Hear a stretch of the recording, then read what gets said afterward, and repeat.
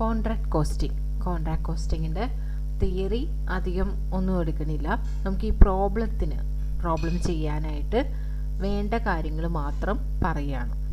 Okay, ആ വേണ്ട കാര്യങ്ങൾ അതെന്താണെന്നുള്ളതൊന്ന് മനസ്സിലാക്കി കഴിഞ്ഞ് കഴിഞ്ഞിട്ടുണ്ടെങ്കിൽ നമുക്ക് പ്രോബ്ലം കുറച്ചും കൂടി ഈസി ആയിട്ട് ഇരിക്കും അല്ലേ. അല്ലെങ്കിൽ ആദ്യം തന്നെ ഒരു പ്രോബ്ലം കാണാൻ നേരത്തേക്ക് നമുക്ക് എന്താ ചെയ്യേണ്ടത്, എന്താ ഈ സംഭവം എന്നുള്ളതൊന്നും മനസ്സിലായിട്ടുണ്ടാവില്ല. അപ്പോൾ അത് അനുസരിച്ച് എന്താണ് ഇതെന്നുള്ളത് പ്രോബ്ലം ചെയ്യാനുള്ള തിയറി അതാണ് പഠിക്കുന്നത്. കോൺട്രാക്ട് കോസ്റ്റിന് വേറൊരു പേരാണ് ടെർമിനൽ കോസ്റ്റിംഗ് എന്നുള്ളത്. കോൺട്രാക്ട് കോസ്റ്റിന് ടെർമിനൽ കോസ്റ്റിംഗ് എന്ന് കൂടി പറയാറുണ്ട്. ഇനി കൺസ്ട്രക്ഷൻ വർക്ക് നടക്കുന്നിടത്താണ് ഇത് യൂസ് ചെയ്യണത്. അതായത് ബിൽഡിംഗ് കൺസ്ട്രക്ഷൻ, ബ്രിഡ്ജസ്, റോഡ്, അതൊക്കെ കൺസ്ട്രക്ഷൻ നടക്കില്ലേ, അങ്ങനെയുള്ള സ്ഥലത്താണ് ഈ കൺസ്ട്രക്ഷൻ വർക്ക് നടക്കുന്നിടത്താണ് നമ്മുടെ ഈ കോൺട്രാക്ട് കോസ്റ്റിംഗ് ആവശ്യമുള്ളത്. കാരണം കൺസ്ട്രക്ഷൻ ഇത്തരം വർക്കുകളൊക്കെ എന്താണ് പെട്ടെന്ന് തീരുന്നതല്ല അല്ലേ, കുറച്ച് ടൈം എടുത്തായിരിക്കും തീരുന്നത്. ചിലപ്പോൾ എന്തായാലും ഒരു 2-3 വർഷമൊക്കെ ചിലപ്പോൾ അങ്ങോട്ട് പോകാൻ സാധ്യതയുണ്ട്. അപ്പോൾ അതിന് വേണ്ടിയിട്ട് നമ്മൾ പ്രിപ്പയർ ചെയ്യുന്നതാണ് കോൺട്രാക്ട് കോസ്റ്റിംഗ് എന്നുള്ളത്. ഇത് നമുക്ക് ജോബ് കോസ്റ്റിംഗ് ആയിട്ട് സിമിലാരിറ്റി ഉണ്ട്. പക്ഷേ ജോബ് കോസ്റ്റിംഗ് എന്നുള്ളത് ഒരു സ്പെസിഫിക് ഓർഡർ അനുസരിച്ചുള്ള സ്പെസിഫിക് ജോബാണ്. പക്ഷേ ഇത് കോൺട്രാക്ട് കോസ്റ്റിംഗ് എന്നുള്ളത് കുറച്ച് കുറച്ച് ടൈം എടുത്ത് ചെയ്യേണ്ടതാണ്. ജോബ് കോസ്റ്റിംഗ് എന്നുള്ളത് പെട്ടെന്ന് തീരും, ജോബ് കോൺട്രാക്ട് എന്നുള്ളത് അല്ലേ. പക്ഷേ കൺസ്ട്രക്ഷൻ വർക്ക് എന്നുള്ളത് അങ്ങനെ എളുപ്പത്തിൽ തീരുന്നതല്ല, കുറച്ച് ടൈം എടുക്കുന്ന വർക്കാണ്. പക്ഷെ എന്നാലും അതിൻ്റെ ആ ഒരു അക്കൗണ്ടിങ് നേച്ചറൊക്കെ ഏകദേശം സെയിം ആയിട്ട് വരും. ഇനി ഈ കോൺട്രാക്ട് കോസ്റ്റിങ്ങിൽ 2 തരത്തിലുള്ള പേഴ്സൺസ് ഉണ്ട്. ഒന്ന് കോൺട്രാക്ടറും ഉണ്ട്, ഒന്ന് കോൺട്രാക്റ്റി ഉണ്ട്. നമുക്ക് മെയിനായിട്ട് കോൺട്രാക്ടറുടെ അക്കൗണ്ടാണ് നമുക്കിവിടെ മെയിനായിട്ട് പഠിക്കാനുള്ളത്, അതായത് കോൺട്രാക്ട് കോസ്റ്റിംഗ് എന്നുള്ളത്. ആ കോൺട്രാക്ട് കോസ്റ്റിംഗ് കോൺട്രാക്ടറുടെ അക്കൗണ്ടാണ് കോൺട്രാക്ട് കോസ്റ്റിംഗ് എന്നുള്ളത്. അതാണ് മെയിനായിട്ട് പഠിക്കാനുള്ളത്. പക്ഷേ അത് കഴിഞ്ഞിട്ട് നമ്മളുടെ അടുത്ത് ചോദിക്കാറുണ്ട് എന്താണ് കോൺട്രാക്റ്റിയുടെ അക്കൗണ്ട്. ഇപ്പോൾ ഒരു കൺസ്ട്രക്ഷൻ കംപ്ലീറ്റ് ചെയ്തു എന്ന് പറയുമ്പോഴാണ് നമുക്ക് എന്താണ് കോൺട്രാക്റ്റിയുടെ അക്കൗണ്ട് വരേണ്ടത്. കോൺട്രാക്റ്റിയുടെ അക്കൗണ്ട് ചെയ്യാനായിട്ട് പറയാറുണ്ട്, P&L അക്കൗണ്ട് ചെയ്യാനായിട്ട് പറയാറുണ്ട്, അതേപോലെ തന്നെ ബാലൻസ് ഷീറ്റും പ്രിപ്പയർ ചെയ്യാനായിട്ട് പറയാറുണ്ട്. ബാലൻസ് ഷീറ്റ് എന്ന് പറഞ്ഞിട്ടുണ്ടെങ്കിൽ നമുക്ക് അതിൽ ശ്രദ്ധിക്കേണ്ട കുറച്ച് കാര്യങ്ങൾ മാത്രമേ ഉള്ളൂ. ഇതിൽ P&L സാധാരണ പോലെ തന്നെ. ഓക്കെ, ഇനി അപ്പോൾ കോൺട്രാക്ടറുടെ അക്കൗണ്ട് നമുക്ക് ഇടാനായിട്ടാണെന്നുണ്ടെങ്കിൽ കോൺട്രാക്ടറുടെ അക്കൗണ്ട് എന്ന് പറയുന്നത് ശരിക്കും പറഞ്ഞിട്ടുണ്ടെങ്കിൽ നോമിനൽ അക്കൗണ്ട് പോലെ തന്നെയാണ്. നമുക്ക് സാധാരണ അറിയാവുന്ന ആ P&Lൻ്റെ ഒരു ഫോർമാറ്റ് ഏകദേശം ഒരു ഐഡിയ ഒക്കെ ഉണ്ടെന്നുണ്ടെങ്കിൽ അത് തന്നെയാണ് ഈ കോൺട്രാക്ട് അക്കൗണ്ട് എന്ന് പറയുന്നത്, കോൺട്രാക്ടറുടെ അക്കൗണ്ട് എന്ന് പറയുന്നത്. അത് നോമിനൽ അക്കൗണ്ട് ആണ്. നോമിനൽ അക്കൗണ്ടിന് നമുക്ക് അതിൻ്റെ റൂൾ അറിയാം. എന്താണ്? Debit all expenses and credit all incomes എന്നുള്ളതാണ് അതിൻ്റെ റൂള് അല്ലേ. അത് തന്നെയാണ് നമ്മളിവിടെ കോൺട്രാക്ട് കോസ്റ്റിങ്ങിലും ഫോളോ ചെയ്യുന്നത്. ഇനി കോൺട്രാക്റ്റിയുടെ അക്കൗണ്ട് ആണെന്നുണ്ടെങ്കിൽ അത് ഡെറ്റേഴ്സിൻ്റെ അക്കൗണ്ട് പോലെ തന്നെയാണ്. കോൺട്രാക്റ്റിയുടെ അക്കൗണ്ട് ഡെറ്റേഴ്സിൻ്റെ അക്കൗണ്ട് തന്നെയാണ്. ഓക്കെ, ഇനി കോൺട്രാക്റ്റ് 100% കംപ്ലീറ്റ് ചെയ്യാൻ നേരത്തേക്കും കോൺട്രാക്റ്റ് ഒരു 100% കംപ്ലീറ്റ് ആവാൻ നേരത്താണ് നമ്മൾ മിക്ക ഇതിലും എന്താണ് കോൺട്രാക്റ്റിയുടെ അക്കൗണ്ട് ചോദിക്കുന്നത്. അങ്ങനെ 100% കംപ്ലീറ്റ് ആവുകയാണെന്നുണ്ടെങ്കിൽ നമ്മൾ എന്ത് ചെയ്യും, അവിടെ എന്ത് ചെയ്യും, ഒരു എൻട്രി ഉണ്ട്. എന്താണ്? കോൺട്രാക്റ്റ് അക്കൗണ്ട് അറ്റാറ്റ് കോൺട്രാക്ട് അക്കൗണ്ട് എന്ന് പറഞ്ഞ് ഒരു എൻട്രി ഇടണം. കോൺട്രാക്റ്റ് അക്കൗണ്ട് അറ്റാറ്റ് കോൺട്രാക്ട് അക്കൗണ്ട് എന്ന് പറഞ്ഞ ഒരു എൻട്രി ഇടണം. ഓക്കെ, അത് നമ്മളൊന്ന് ഓർത്ത് വയ്ക്കാം. 100% കംപ്ലീറ്റ് ആയി എന്നുള്ള ഇതിൽ കോൺട്രാക്റ്റ് അക്കൗണ്ട് അറ്റാറ്റ് കോൺട്രാക്ട് അക്കൗണ്ട്, അതായത് കോൺട്രാക്ട് അക്കൗണ്ടിൽ ബൈ എന്നുള്ള സ്ഥാനത്ത് എന്ത് ചെയ്യണം, കോൺട്രാക്റ്റ് അക്കൗണ്ട് വരണം. കോൺട്രാക്റ്റ് അക്കൗണ്ടിൽ കോൺട്രാക്റ്റിയുടെ അക്കൗണ്ടിൽ ടു കോൺട്രാക്റ്റ് എന്ന് പറഞ്ഞ് വരണം. ഇനി 2 കാര്യങ്ങൾ നമ്മൾ പഠിക്കാനുണ്ട് ഇതിൽ. അതായത് വർക്ക് ഇൻ പ്രോഗ്രസ്സിനെ സംബന്ധിച്ച്. വർക്ക് ഇൻ പ്രോഗ്രസ്സിൽ നമുക്ക് വർക്ക് സർട്ടിഫൈഡ്, വർക്ക് അൺസർട്ടിഫൈഡ് എന്ന് പറഞ്ഞാൽ 2 കാര്യങ്ങൾ അതിൽ വരും.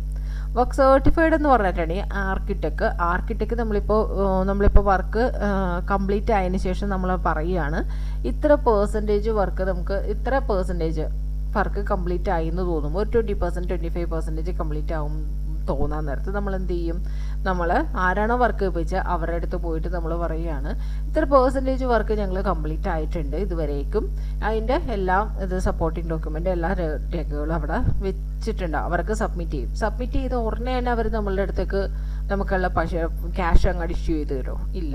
അവർ വന്ന് ചെക്ക് ചെയ്യും അല്ലേ? അവർ ചെക്ക് ചെയ്തിട്ട് നമ്മൾ പറഞ്ഞതൊക്കെ കറക്റ്റാണോ, പ്രോപ്പറായിട്ടാണോ ഇത്രയും വർക്ക് പോയിരിക്കുന്നത് എന്നെല്ലാം സർട്ടിഫൈ ചെയ്യും. അപ്പോൾ ഇതിൽ സർട്ടിഫൈ ചെയ്യുന്ന ആർക്കിടെക്റ്റ് ആയിരിക്കുള്ളൂ. ആർക്കിടെക്റ്റ് അത് സർട്ടിഫൈ ചെയ്തിട്ടുണ്ടെങ്കിൽ അതിനെയാണ് വർക്ക് സർട്ടിഫൈഡ് എന്ന് പറയുന്നത്. ഇപ്പോൾ നമ്മൾ ഒരു സബ്മിറ്റ് ചെയ്തു എന്ന് പറഞ്ഞല്ലോ, 25% ആയപ്പോഴേക്കും നമുക്ക് വർക്ക് സർട്ടിഫൈ ചെയ്തു, നമ്മൾ സബ്മിറ്റ് ചെയ്തു, ഇത്ര പെർസെൻറ്റേജ് നമ്മൾ വർക്ക് ചെയ്തിട്ടുണ്ടെന്ന് പറഞ്ഞ് സബ്മിറ്റ് ചെയ്ത ശേഷം അവർ ആർക്കിടെക്റ്റ് വന്ന് നോക്കണം. അപ്പം തന്നെ വന്ന് നോക്കില്ല അല്ലേ, കുറച്ച് ടൈം എടുത്തായിരിക്കും പറഞ്ഞത്. ചിലപ്പോൾ അവർ കുറച്ച് നാൾ ഡിലേ ആവുകയാണെങ്കിൽ, ഒരാഴ്ച എങ്ങനെ ഡിലേ ആവുകയാണെങ്കിൽ നമ്മൾ ആ വർക്ക് അവിടെ സ്റ്റോപ്പ് ചെയ്യുമോ? 25% വെച്ച് അവിടെ നിർത്തുമോ? ഇല്ല. അത് കഴിഞ്ഞിട്ട് നമ്മൾ നമ്മുടെ വർക്ക് കണ്ടിന്യൂ ചെയ്തുകൊണ്ടേ പോവുകയാണ് അല്ലേ. ആ 25% ചിലപ്പോൾ 30 ആവും, 40 ആവും, അങ്ങനെയാവും. ആവുമ്പോഴായിരിക്കും തിരിച്ചു എന്ത് ചെയ്യണം, ആർക്കിടെക്റ്റ് വന്ന് നമ്മളുടെ അടുത്ത് ചെക്ക് ചെയ്യണത്. ചെക്ക് ചെയ്തിട്ട് അവർ സാങ്ഷൻ ചെയ്യണത് എന്തായിരിക്കുള്ളൂ, ആ 25% വർക്കിൻ്റെ സാങ്ഷൻ ആവുള്ളൂ. ഇപ്പോൾ നമ്മൾ 40 ചെയ്തിട്ടുണ്ട്, 45 ചെയ്തിട്ടുണ്ട്, പെർസെൻറ്റേജ് കംപ്ലീറ്റ് ആയിട്ടുണ്ടെന്ന് പറഞ്ഞാൽ അവർ അതിനുള്ള ക്യാഷൊന്നും നമുക്ക് തരില്ല. അവർ എപ്പോഴാണോ നമ്മളെ എത്രയാണോ സബ്മിറ്റ് ചെയ്തത്, 25% ആണ് സബ്മിറ്റ് ആദ്യം ചെയ്തതെന്നുണ്ടെങ്കിൽ അത്രയും മാത്രം അവർ അപ്രൂവ് ചെയ്ത് തരുള്ളൂ. ഓക്കെ, അതിൻ്റെ ക്യാഷ് ആയിരിക്കുള്ളൂ നമുക്ക് അവർ തരണത്.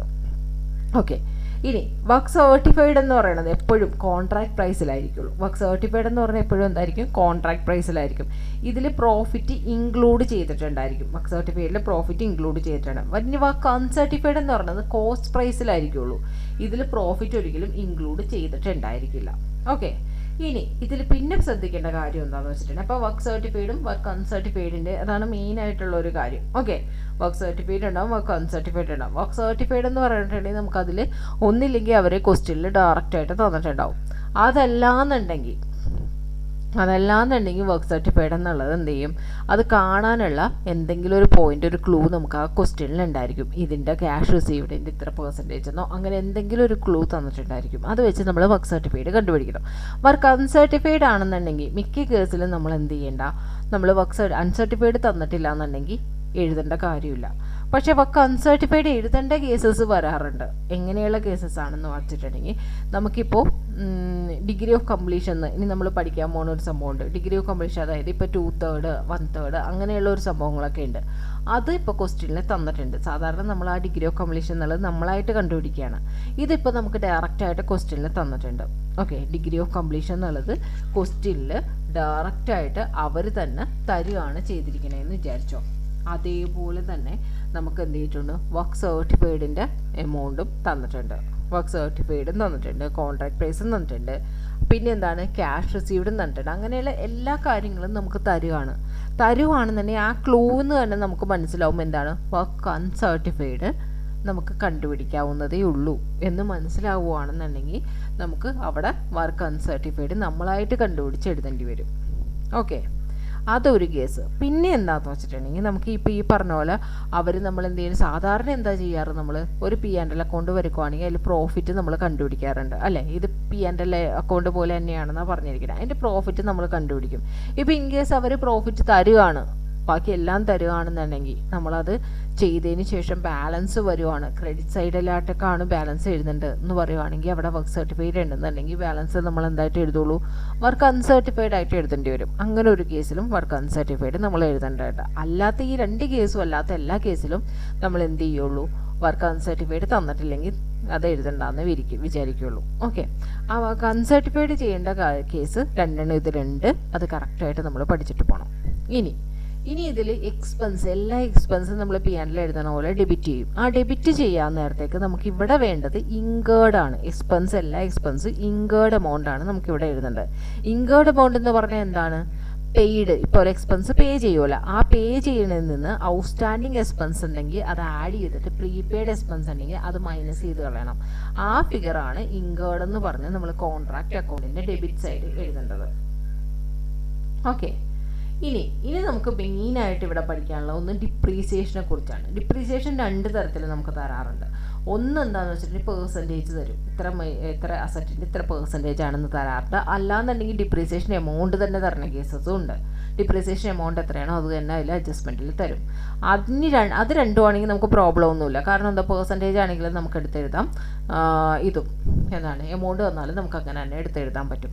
പിന്നെ ഒന്ന് വരേണ്ടത് എന്താണെന്ന് വെച്ചിട്ട് രണ്ടാമത്തെ കേസ് എന്താണെന്ന് വെച്ചിട്ടുണ്ടെങ്കിൽ നമുക്ക് ഓപ്പണിംഗ്, അതൊരു അസറ്റിൻ്റെ ഓപ്പണിംഗ് ബാലൻസ് തന്നിട്ടുണ്ടാവും, ക്ലോസിംഗ് ബാലൻസ് നമുക്ക് തന്നിട്ടുണ്ടാവും. ഓക്കെ, അങ്ങനെ തരുന്ന കേസസിലാണെങ്കിൽ ഒന്നില്ലാന്നുണ്ടെങ്കിൽ നമുക്ക് അങ്ങനെ തരുവാണെങ്കിൽ നമ്മൾ എന്ത് ചെയ്യണം, ഒന്ന് ഓപ്പണിംഗ് ബാലൻസും ക്ലോസിംഗ് ബാലൻസും കൂടി അഡ്ജസ്റ്റ് ചെയ്തിട്ട് ആ ഫിഗർ എന്താണോ അതെടുത്ത് നമ്മൾ എന്ത് ചെയ്യണം, ഡിപ്രീസിയേഷൻ എന്ന് പറഞ്ഞ് എഴുതണം. ഓപ്പണിംഗ് ക്ലോസിംഗ് ഉള്ളത് മൈനസ് ചെയ്തിട്ട് അതെടുത്ത് ഡിപ്രീസിയേഷൻ എന്ന് പറഞ്ഞ് എഴുതണം. ഇനി അതല്ലാന്നുണ്ടെങ്കിൽ നമ്മൾ എന്ത് ചെയ്യും, അവിടെ ഡെബിറ്റും ക്രെഡിറ്റിലും ആ എമൗണ്ട് കാണിക്കണം. ഓക്കെ, ഡെബിറ്റിലും ക്രെഡിറ്റും ഓപ്പണിംഗ് ക്ലോസിംഗും ഡെബിറ്റും ക്രെഡിറ്റും കാണിക്കുകയാണെന്നുണ്ടെങ്കിൽ അതിന് എന്താണ്, അത് അഡ്ജസ്റ്റ് ആയി കഴിയുമ്പോൾ ബാലൻസ് ഉള്ളത് എന്തായിട്ട് മാറും, ഓട്ടോമാറ്റിക്കലി അത് ഡിപ്രീസിയേഷൻ ആയിട്ട് അതിൻ്റെ എഫക്റ്റ് വന്നോളും. ഓക്കെ, അപ്പോൾ നമുക്ക് ഓപ്പണിംഗ് ബാലൻസും ക്ലോസിംഗ് ബാലൻസും ഒരു അസറ്റിൻ്റെ തരുവാണെന്നുണ്ടെങ്കിൽ ഒന്നില്ലെങ്കിൽ അത് മൈനസ് ചെയ്ത് ഡിപ്രീസിയേഷൻ എന്ന് പറഞ്ഞ് എഴുതുക, അല്ലാന്നുണ്ടെങ്കിൽ ഓപ്പണിംഗ് ക്ലോസിംഗും എടുത്ത് എന്ത് എഴുതുക, ഡെബിറ്റിലും ക്രെഡിറ്റും ആയിട്ട് കാണിക്കാം. ഓക്കെ, ഈ ഒരു കേസ് ഒന്ന് ശ്രദ്ധിക്കണം. പിന്നെ അടുത്ത എന്താണ് നമ്മൾ പറഞ്ഞു, എന്താ പറഞ്ഞത്, നമ്മൾ നോമിനൽ അക്കൗണ്ട് പോലെയാണ് സാധാരണ P&L അക്കൗണ്ട് വരക്കണ പോലെ തന്നെയാണ് കോൺട്രാക്ട് അക്കൗണ്ട് വരക്കണേന്ന്.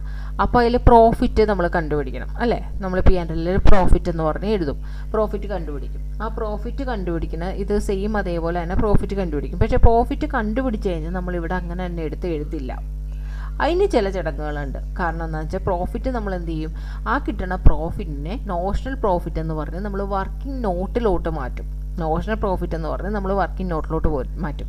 ഇൻ കേസ് അവിടെ ലോസ് ആണെന്നുണ്ടെങ്കിൽ നമുക്ക് അവിടെ തന്നെ എഴുതാം, എന്താണ് ലോസ് എന്ന് പറഞ്ഞ് എഴുതി അത് ആ അക്കൗണ്ട് ക്ലോസ് ചെയ്ത് കളയാം, അപ്പം തന്നെ ക്ലോസ് ചെയ്ത് കളയാം, അതിന് വേറെ ഇഷ്യൂ ഇല്ല. പക്ഷേ പ്രോഫിറ്റാണ് കിട്ടുന്നതെന്നുണ്ടെങ്കിൽ അവിടെ എന്ത് ചെയ്യും, നമ്മൾ നോഷണൽ പ്രോഫിറ്റ് എന്ന് പറഞ്ഞ് നമ്മൾ എന്ത് ചെയ്യും, വർക്കിംഗ് നോട്ടിലോട്ട് മാറ്റും.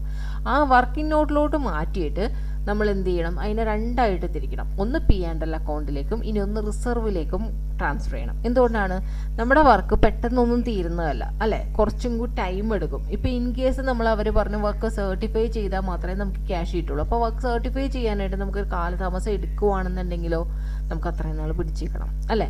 അതിന് വേണ്ടിയിട്ട് നമ്മൾ എന്ത് ചെയ്യും, ഒരു ഭാഗം നമ്മൾ എന്ത് ചെയ്യും, റിസർവിലോട്ട് മാറ്റും. ഇനി ഒരു ഭാഗം മാത്രമേ പ്രോഫിറ്റ് ആൻഡ് ലോസ് അക്കൗണ്ടിലേക്ക് മാറ്റുള്ളൂ. ഓക്കെ, കോസ്റ്റിംഗ് P&L അക്കൗണ്ടിലേക്ക് മാറ്റും, ഇനി വർക്ക് ഇൻ പ്രോഗ്രസ് റിസർവ് അക്കൗണ്ടിലേക്ക് മാറ്റും. അപ്പോൾ അതിൽ നമ്മൾ നോക്കേണ്ടതെന്നാന്ന് വെച്ചിട്ടുണ്ടെങ്കിൽ ഇത് P&L അക്കൗണ്ടിലേക്ക് മാറ്റണതാണ് നമ്മൾ കണ്ടുപിടിക്കേണ്ടത്. ആ P&L അക്കൗണ്ടിലേക്ക് മാറ്റണ കണ്ടുപിടിച്ച് കഴിഞ്ഞിട്ടുണ്ടെങ്കിൽ നമ്മുടെ നോഷണൽ പ്രോഫിറ്റ്, നമുക്ക് കിട്ടുന്ന പ്രോഫിറ്റ് നമ്മൾ നോഷണൽ പ്രോഫിറ്റ് എന്നാണല്ലോ പറയണത്. ആ നോഷണൽ പ്രോഫിറ്റും ഈ P&Lലേക്ക് മാറ്റണതും കൂടി മൈനസ് ചെയ്ത ബാലൻസ് ഉള്ളതാണ് റിസർവിലേക്ക് മാറ്റേണ്ടതെന്ന് നമുക്ക് മനസ്സിലാവും. ഓക്കെ, അപ്പോൾ ആ നോഷണൽ പ്രോഫിറ്റ് നമുക്ക് നോഷണൽ പ്രോഫിറ്റ് ആണെന്ന് കണ്ടുപിടിച്ചാൽ നമ്മളത് വർക്കിംഗ് നോട്ടിലോട്ട് എഴുതണം. വർക്കിംഗ് നോട്ടിലോട്ട് എഴുതിയിട്ട് നമ്മൾ കണ്ടുപിടിക്കേണ്ടത് അതവിടെ നിർത്തണം, P&Lലോട്ടും റിസർവിലോട്ടും ട്രാൻസ്ഫർ ചെയ്യണം. അത് അറിയണമെന്നുണ്ടെങ്കിൽ നമ്മൾ എന്ത് ചെയ്യണം, percentage of degree of completion എന്ന് പറഞ്ഞൊരു സംഭവമുണ്ട്.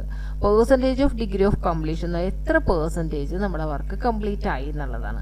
അത് കാണാൻ വേണ്ടിയിട്ട് work certified divided by contract price into 100 എന്നാണ് അതിൻ്റെ ഫോർമുല. എന്താണ്, work certified divided by contract price into 100 എന്നാണ് അതിൻ്റെ percentage of degree of completion കാണാനുള്ള ഫോർമുല. വർക്ക് സർട്ടിഫൈഡ് എന്താണെന്നുള്ളത് നമ്മൾ ഉണ്ടാവും, അല്ലെങ്കിൽ ക്ലൂ തന്നിട്ടുണ്ടാവും. കോൺട്രാക്ട് പ്രൈസ് തീർച്ചയായിട്ടും നമുക്ക് ക്വസ്റ്റ്യനിലുണ്ടാവും. അത് ഇൻറ്റു 100 ഇട്ട് കഴിഞ്ഞാൽ നമുക്ക് എന്ത് കിട്ടും, percentage of degree of completion കിട്ടും. ഓക്കെ, ആ percentage of degree of completion എന്നുള്ളത് 25% വരെയാണെന്നുണ്ടെങ്കിൽ, അതായത് 1-ലിരുന്ന് 25% വരെയാണെന്നുണ്ടെങ്കിൽ നമുക്ക് P&Lലേക്ക് ഒരു എമൗണ്ടും ട്രാൻസ്ഫർ ചെയ്യേണ്ട, നേരെ അതെന്ത് ചെയ്യുക, എല്ലാ എമൗണ്ടും എടുത്ത് റിസർവിലോട്ട് മാറ്റുക. P&Lലോട്ട് കൊടുക്കാനൊന്നുമില്ല, നമ്മൾ എന്തിട്ട് എടുക്കുക, റിസർവിലോട്ട് മാറ്റി വെക്കാനേ പറ്റുള്ളൂ. ഇനി 25.01%-ലിരുന്ന് 50% വരെയൊക്കെയാണ് percentage of degree of completion കിട്ടുന്നതെന്നുണ്ടെങ്കിൽ നമ്മൾ എന്ത് ചെയ്യണം, P&Lലോട്ട് 1/3 മാറ്റണം. അത് നോഷണൽ പ്രോഫിറ്റ് എന്ന് പറയുന്നതാണ് നമ്മുടെ പ്രോഫിറ്റ്. ആ നോഷണൽ പ്രോഫിറ്റ് ഇൻറ്റു 1/3 ഇൻറ്റു എന്ത് ചെയ്യണം, cash received divided by work certified. Cash received divided by work certified എന്ന് പറഞ്ഞിട്ട് അത് കാണണം. അതാണ് P&Lലോട്ട് മാറ്റേണ്ട എമൗണ്ട്. ഈ നോഷണൽ പ്രോഫിറ്റും P&Lലോട്ട് മാറ്റേണ്ട എമൗണ്ട് നമ്മൾ മൈനസ് ചെയ്യണതാണ് എന്താണ്, റിസർവിലോട്ട് നമ്മൾ എടുക്കേണ്ടത്. ഓക്കെ, അപ്പോൾ ഇതിൽ തെറ്റിക്കണ എവിടെയെന്ന് വെച്ചിട്ടുണ്ടെങ്കിൽ ഈ ഡിഗ്രി ഓഫ് കംപ്ലീഷന് work certified divided by contract price എന്നാണ്. അതും ഇതും കൂടി മിസ്സാക്കി കളയരുത്. ഇവിടെ പറയുന്നത് cash received divided by work certified ആണ്. അത് രണ്ടും കൂടി ചേഞ്ച് ആയിട്ട് പോകാറുണ്ട്. അപ്പോൾ അത് ശ്രദ്ധിക്കുക. ഡിഗ്രി ഓഫ് കംപ്ലീഷൻ ആണെന്നുണ്ടെങ്കിൽ അവിടെ എന്താണ് work certificate divided by contract price into 100 ആണ്. ഇവിടെ P&L പറഞ്ഞാൽ 1/3 into notional profit into cash received divided by work certificate ആണ്. ഓക്കെ, ഇനി 50% മേലെ വരികയാണെങ്കിൽ 50.01 ഇരുന്ന് 90% വരേക്കും വരുവാണെങ്കിൽ ഈ 1/3 എന്ന് പറഞ്ഞു കൊടുത്ത് നമ്മൾ എന്തെഴുതും? 2/3 എന്ന് പറഞ്ഞെഴുതും. ഓക്കെ, ബാക്കിയൊക്കെ സെയിം തന്നെ. 2/3 into notional profit into cash received divided by work certificate. ഇനി അതിൻ്റെ നോഷണൽ പ്രോഫിറ്റ് മൈനസ് ഈ P&L ചെയ്യുമ്പോൾ കിട്ടുന്ന ബാലൻസ് എമൗണ്ട് ആണ് റിസർവിലോട്ട് ട്രാൻസ്ഫർ ചെയ്യണത്. ഇനി 90% മേലെ വരുവാണെങ്കിൽ ഡിഗ്രി ഓഫ് കംപ്ലീഷൻ എന്നുള്ളത് 90% മേലെ വരുവാണെന്നുണ്ടെങ്കിൽ, അതായത് 100% വരേക്കും വരുവാണെന്നുണ്ടെങ്കിൽ നമ്മൾ എന്ത് ചെയ്യണം? റിസർവിലോട്ട് പിന്നെ മാറ്റേണ്ട കാര്യമില്ല. കാരണം എന്താണ്? ആ വർക്ക് കംപ്ലീറ്റ് ആയി അല്ലേ? 90% എത്തി കഴിഞ്ഞു കഴിഞ്ഞാൽ തന്നെ അതെന്തായി? ഏകദേശം അത് ഫിനിഷ് ആവാറായി. പിന്നെ നമുക്കത് റിസർവിലോട്ട് മാറ്റേണ്ട കാര്യമില്ല, നമുക്കത് പേടിക്കേണ്ട കാര്യമില്ല. അപ്പോൾ റിസർവിലോട്ട് മാറ്റേണ്ട. P&L മാറ്റണമെന്നുണ്ടെങ്കിൽ അവിടെ കുറച്ച് കടമ്പകളുണ്ട്. കാരണം എന്താ? അത് 4 സ്റ്റെപ്പ് ഉണ്ട്. കാരണം 90% കഴിയുവാണെങ്കിൽ നമ്മളതിനെ നോഷണൽ പ്രോഫിറ്റ് എന്നല്ല വിളിക്കണത്. അപ്പോൾ നമ്മൾ എന്ത് ചെയ്യും? 90% ഡിഗ്രി ഓഫ് കംപ്ലീഷൻ കണ്ടിട്ട് അത് 90% മേലെയാണെന്നുണ്ടെങ്കിൽ അതിന് നമ്മൾ എന്ത് പറയും? എസ്റ്റിമേറ്റഡ് പ്രോഫിറ്റ് എന്ന് പറയും. എസ്റ്റിമേറ്റഡ് പ്രോഫിറ്റ് തന്നിട്ടുണ്ടെങ്കിൽ 4 രീതിയിൽ നമുക്ക് എന്ത് ചെയ്യാൻ പറ്റും? അത് P&L ഉള്ള ഫിഗർ കണ്ടുപിടിക്കാൻ പറ്റും. ഒന്ന് estimated profit into work certificate divided by contract price. Okay, രണ്ടാമത്തത് estimated profit into work certificate divided by contract price into cash received divided by work certificate. Cash received divided by work certificate എന്ന് എഴുതാം. Okay, അവിടെ അതേ വ്യത്യാസം. രണ്ടാമത്തേനെ cash received divided by work certificate ചേർക്കണമെന്നുള്ള ഒരു വ്യത്യാസം മാത്രമേ വന്നിട്ടുള്ളൂ. മൂന്നാമത്തെ എന്താണ്? Estimated profit. Estimated profit into total cost to date divided by total cost. Total cost എന്ന് പറഞ്ഞ് നമ്മൾ കോൺട്രാക്ട് പ്രൈസിൻ്റെ ഡെബിറ്റ് സൈഡ് എഴുതണം. ആ ടോട്ടൽ കോസ്റ്റ് അതും ഡിവൈഡഡ് ബൈ ടോട്ടൽ കോസ്റ്റ് എടുക്കാം. പിന്നെ നാലാമത്തേലാണെങ്കിലോ അത്രയും കണ്ടുപിടിച്ചതിൻ്റെ കൂടെ ഈ cash received divided by work certificate. Cash received divided by work certificate എടുക്കാം.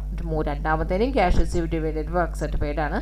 അത് തന്നെ ഇവിടെ നാലാമത്തേനും കൊണ്ട് എക്സ്ട്രാ ആയിട്ട് ചേർക്കാം. Cash received divided by work certificate എന്ന്. ഓക്കെ, അങ്ങനെയാണ് 90% മേലെ വരുവാണെന്നുണ്ടെങ്കിൽ അത് P&L മാറ്റേണ്ട ഫിഗർ കണ്ടുപിടിക്കേണ്ടത്. ഇവിടെ എന്താണെന്ന് വെച്ചിട്ടുണ്ടെങ്കിൽ ഇത് മാത്രമായിട്ടും ചിലപ്പോൾ ചോദിക്കാറുണ്ട്. അതായത് എസ്റ്റിമേറ്റഡ് പ്രോഫിറ്റ് തന്നിട്ട് ഈ നമുക്ക് പറ്റിയ വിധത്തിലൊക്കെ അത് കാണാനായിട്ട് ചോദിക്കാറുണ്ട്. അപ്പോൾ ഈ 4 വിധത്തിൽ നമുക്ക് കാണാൻ പറ്റി. ഈ 4 വിധത്തിലും കാണണം. ഓക്കെ, അതല്ലാണ്ട് നമ്മളുടെ അടുത്ത് ചോദിക്കാറുള്ളത് ഇപ്പോൾ എന്താണ്? 90% മേലെ വരുവാണെന്നുണ്ടെങ്കിൽ ഏതെങ്കിലും ഒരു 2 മെത്തേഡ് ഉപയോഗിച്ച് ചെയ്യാനായിട്ട് ചോദിക്കാറുണ്ട്, അല്ലെങ്കിൽ ഏതെങ്കിലും ഒരു മെത്തേഡ് ഉപയോഗിച്ച് ചെയ്യാനായിട്ട് ചോദിക്കാറുണ്ട്.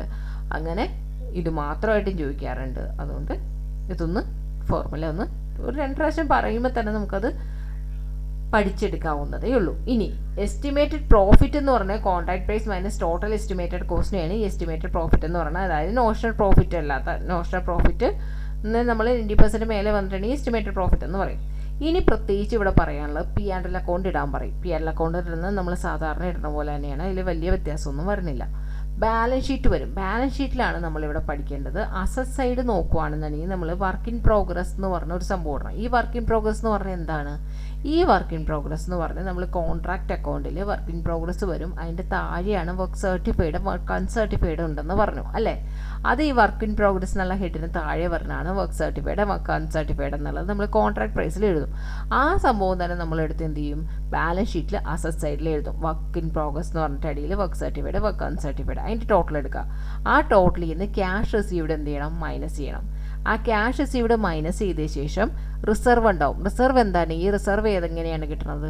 ഈ റിസർവ് എന്ന് പറയുന്നതാണ് നമ്മൾ ഈ കണ്ടുപിടിച്ചത് അല്ലേ? ഇവിടെ കണ്ടുപിടിക്കുന്ന P&L അക്കൗണ്ടിലേക്ക് ട്രാൻസ്ഫർ ചെയ്യേണ്ട എമൗണ്ട് കണ്ടുപിടിച്ചിട്ട് ആ നോഷണൽ പ്രോഫിറ്റിൽ നിന്ന് P&L മൈനസ് ചെയ്തിട്ട് റിസർവിലോട്ട് എടുക്കണമെന്ന് പറഞ്ഞേ. ഈ എമൗണ്ട്, ഈ റിസർവിലേക്ക് എഴുതുന്ന എമൗണ്ട് നമുക്ക് ഉണ്ടെങ്കിൽ കോൺട്രാക്ട് അക്കൗണ്ടിൽ നമ്മൾ എഴുതിയിട്ടുണ്ടെങ്കിൽ 25% ഉള്ളിലാണ് വന്നതെന്നുണ്ടെങ്കിൽ അത് റിസർവ് ഉണ്ടാവും. ഓക്കെ, അല്ല 90% മേലെയാണ് പറഞ്ഞതെന്നുണ്ടെങ്കിൽ റിസർവ് ഉണ്ടാവില്ല.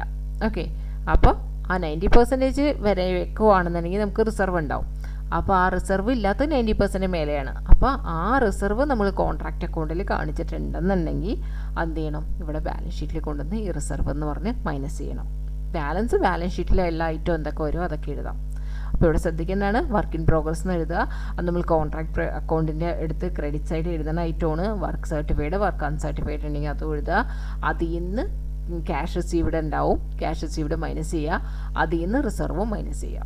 ഓക്കെ, നമുക്ക് കൂടുതൽ കാര്യങ്ങൾ വേണമെന്നുണ്ടെങ്കിൽ നമുക്ക് എന്ത് ചെയ്യാം, ഒരു പ്രോബ്ലം ഒക്കെ ചെയ്ത് കഴിയുമ്പോൾ നമുക്കത് കറക്റ്റായിട്ട് മനസ്സിലാവും. ഇല്ലുസ്ട്രേഷൻ 11 എന്താ പറയാനുള്ളതെന്ന് വെച്ചിട്ടുണ്ടെങ്കിൽ, ഒരു എന്താണ്, A firm of builders carrying out large contract kept in a contract ledger. Separate account for each contract on 30th June 2020. The following were shown as being the expenditure in connection with the contract number 555. അതിൻ്റെ expense ഒക്കെ കൊടുത്തിട്ടുണ്ട്. Material purchased, material issue from stores എന്നൊക്കെ പറയുന്നത് എന്താണ്, debit side. Contract account debit side വരുന്ന സാധനമാണ്. Plant എന്ന് പറയുന്നത് എന്താണ്, അസറ്റാണ്. നമ്മൾ പറഞ്ഞു കോൺട്രാക്ട് അക്കൗണ്ട് എന്ന് പറയുന്നത് നോമിനൽ അക്കൗണ്ടാണ്, P&L അക്കൗണ്ട് പോലെ തന്നെയാണ്. അപ്പോൾ നമ്മൾ അവിടെ അസറ്റ് കാണിക്കേണ്ട കാര്യമുണ്ടോ? ഇല്ല, അസറ്റ് കാണിക്കേണ്ട കാര്യമില്ല. പിന്നെ നമ്മൾ പറഞ്ഞു അസറ്റിന് ഡിപ്രീസിയേഷൻ നമ്മൾ കാണിക്കണം അല്ലേ. ഈ പ്ലാന്റ് എന്നൊക്കെ പറയുമ്പോൾ, അഡീഷണൽ പ്ലാന്റ് എന്നൊക്കെ പറയുമ്പോൾ അതിൻ്റെ എന്താണ്, ഡിപ്രീസിയേഷൻ ഉണ്ടെന്നുണ്ടെങ്കിൽ അത് കാണിക്കും. ഒന്നില്ലെങ്കിൽ പെർസെൻറ്റേജിൽ തന്നിട്ടുണ്ടാവും, അല്ലെങ്കിൽ അവർ ഫുള്ളായിട്ട് തന്നിട്ടുണ്ടാവും. അല്ലാന്നുണ്ടെങ്കിൽ ഓപ്പണിങ് പ്ലാന്റ് എന്നും ക്ലോസിങ് പ്ലാന്റ് എന്നും പറഞ്ഞ് തന്നിട്ടുണ്ടാവും. അത് നമുക്ക് അങ്ങനെയാണെങ്കിൽ ഇങ്ങനെയാണോ അത് ചെയ്തെടുക്കാൻ പറ്റും. ഈ wages contract account debit side കാണിക്കുക. Direct expense contract account debit side കാണിക്കുക. പ്രൊപ്പോർഷനേറ്റ് എസ്റ്റാബ്ലിഷ്മെൻറ്റ് എക്സ്പെൻസും കോൺട്രാക്ട് അക്കൗണ്ട് ഡെബിറ്റ് സൈഡ് കാണിക്കുക. Contract which had commenced on 1 ഫെബ്രുവരിയിലാണ് വന്നത്. 1 ഫെബ്രുവരിയിലാണ് ഇത് വന്നിരിക്കുന്നത്. അത് 6 lakh ആണ് contract account, contract amount, contract price എന്ന് പറയുന്നത് 6 lakh ആണ്. അതിൽ സർട്ടിഫൈഡ് ചെയ്ത ആർക്കിടെക്ട് സർട്ടിഫൈ ചെയ്തിട്ടുണ്ട്. അത്രയാണ് ആഫ്റ്റർ ഡിഡക്റ്റിംഗ് 20% ഓഫ് റിട്ടൻഷൻ മണി എന്നുള്ളത് ആ ഒരു 20% മൈനസ് ചെയ്തിട്ടാണ് എന്ത് ചെയ്തത് അവർക്ക് കൊടുത്തിരിക്കുന്നത്. അത് എത്രയാണ്, 2,41,600 ആണ്. അതായത് ഈ 2,41,600 എന്ന് പറയുന്നത് ക്യാഷ് റിസീവ്ഡ് ആണ്. ആ ക്യാഷ് റിസീവ്ഡ് എന്ന് പറഞ്ഞാൽ എത്രയാണ്, 80% ആണ്. ഈ 80% ഇങ്ങനെ വന്ന് 20% മൈനസ് ചെയ്തിട്ടുള്ള ഫിഗർ ആണെന്ന് പറഞ്ഞിട്ടുണ്ട്. അതായത് 2,41,600 എന്നുള്ളത് 80% ആണ്. അപ്പോൾ അങ്ങനെയാണെങ്കിൽ അതിൻ്റെ 100% കണ്ടുപിടിക്കാൻ 2,41,600 ഡിവൈഡഡ് ബൈ 80 × 100 ഇട്ട് കഴിഞ്ഞിട്ടുണ്ടെങ്കിൽ അത് 100% ആയി. അപ്പോൾ എത്ര വരും, 3,02,000 വരും. ആ 3,02,000 ആണ് നമുക്ക് എന്ത് പറയുന്നത്, വർക്ക് സർട്ടിഫൈഡ് എന്ന് പറഞ്ഞ് കൊടുക്കേണ്ടത്. 3,02,000 ആണ്. അതെങ്ങനെയാണ് വന്നിരിക്കുന്നത്, അത് നമ്മളുടെ അടുത്ത് പറഞ്ഞിട്ടുണ്ട്. ക്യാഷ് റിസീവ്ഡ് എന്ന് പറയുന്നത് 20% മൈനസ് ചെയ്തിട്ടുള്ള ഫിഗർ ആണെന്ന്. അപ്പോൾ ക്യാഷ് റിസീവ്ഡ് 20% മൈനസ് ആണെന്നുണ്ടെങ്കിൽ വർക്ക് സർട്ടിഫൈഡ് എന്തായിരിക്കുള്ളൂ, എത്ര ആയിരിക്കുള്ളൂ, ആ 80% ആയിരിക്കും എന്ത്, ക്യാഷ് റിസീവ്ഡ്. അപ്പോൾ 100% അതിൽ നിന്ന് കണ്ടുപിടിക്കണം. ഓക്കെ, ഇനി മെറ്റീരിയൽ ഓൺ സൈറ്റ് വർ 19,716. അതായത് ക്ലോസിംഗ് മെറ്റീരിയലാണ് 19,716 എന്നുള്ളത്. Contract plan ledger was also kept in which depreciation was dealt with monthly. The amount debited in respect of account contract എന്താണ്, ഡിപ്രീസിയേഷൻ, പ്ലാന്റിൻ്റെ ഡിപ്രീസിയേഷൻ നമുക്ക് തന്നിട്ടുണ്ട്. എന്താണ്, 2,260 എന്നുള്ളത്. അപ്പോൾ പിന്നെ ഈ പ്ലാന്റും അഡീഷണൽ പ്ലാന്റിൻ്റെ കാര്യമൊന്നും നമ്മളവിടെ ബോധരാവേണ്ട കാര്യമില്ല. എന്താണ്, നമുക്ക് പ്ലാന്റിൻ്റെ എമൗണ്ടേ തന്നിട്ടുണ്ട്. എത്ര തന്നിട്ടുണ്ട്, 2,260 തന്നിട്ടുണ്ട്. ഓക്കെ, ഇനി നമുക്ക് അപ്പോൾ ഇവിടെ നമുക്ക് വേണ്ട കാര്യങ്ങളൊക്കെ ഇവിടെ ഞാൻ എഴുതിയിട്ടുണ്ട്. എന്താണ്, കോൺട്രാക്ട് പ്രൈസ് എന്ന് പറയുന്നത് 6 lakh ആണ്. ക്യാഷ് റിസീവ്ഡ് എന്ന് പറഞ്ഞാൽ 2,41,600 ആണ്.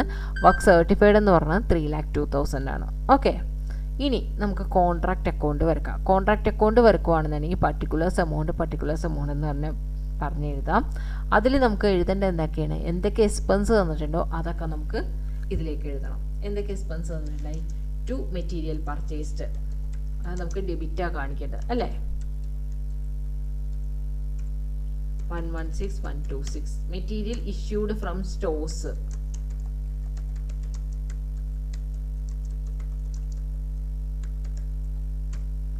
19,570. പ്ലാന്റ് വേണ്ട. ഇനി എന്താണ്, വേജസ്, 2 വേജസ് 147,268. അവിടെ 3 എക്സ്ട്രാ വന്നിട്ടുണ്ട്, അതും വേണ്ട. ഓക്കെ, ഇനി direct expense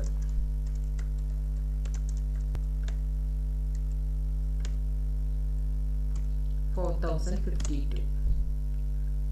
2 proportionate establishment expense 17,440.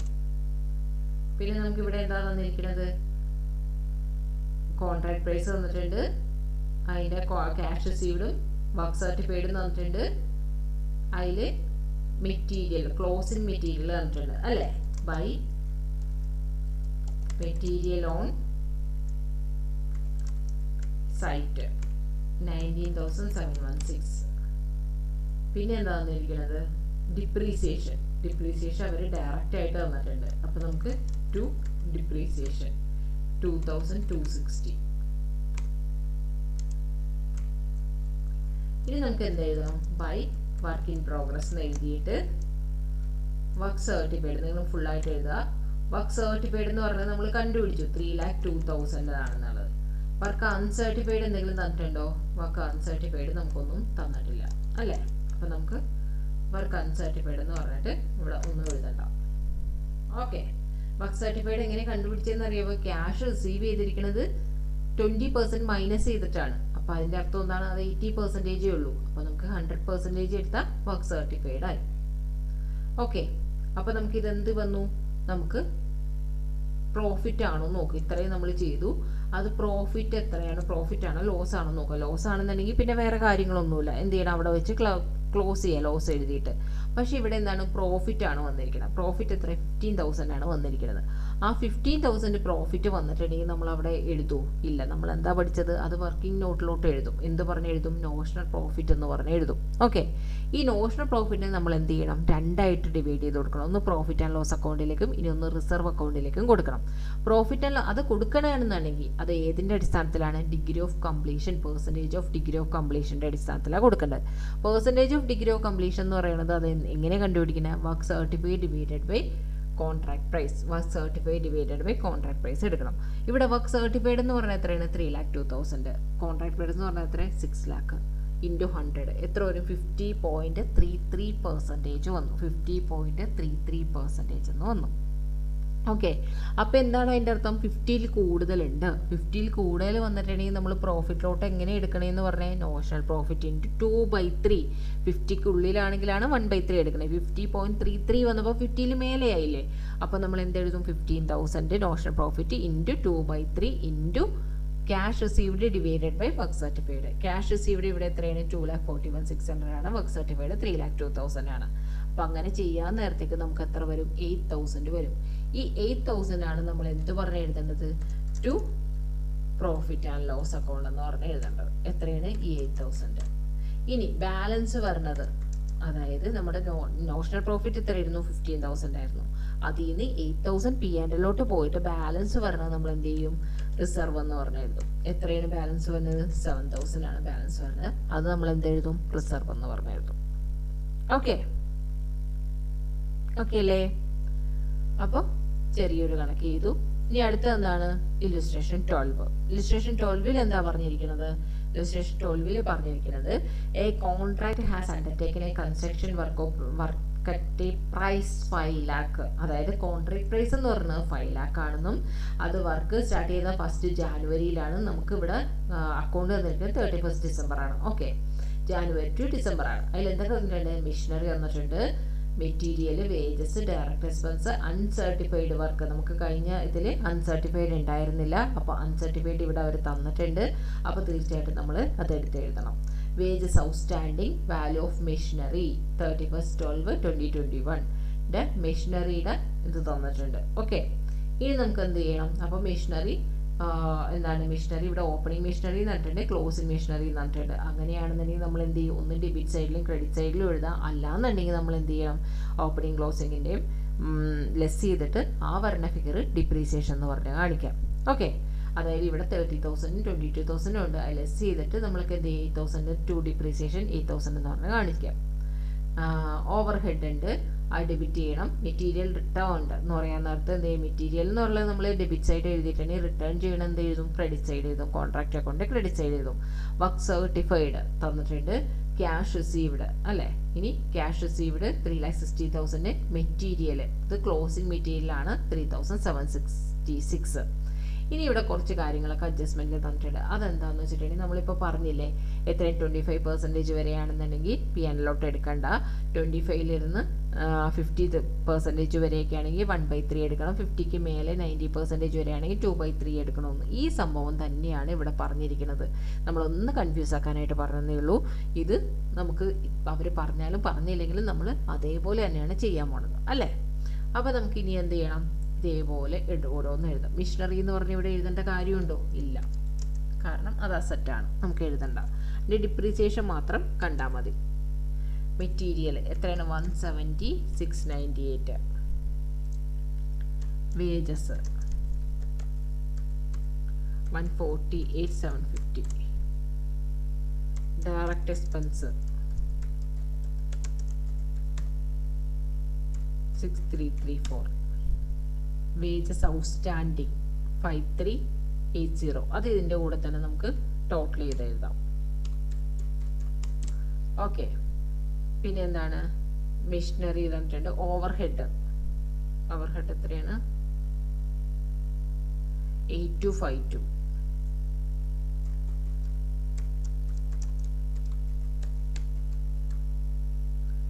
പിന്നെ മെറ്റീരിയൽ റിട്ടേൺ ബൈ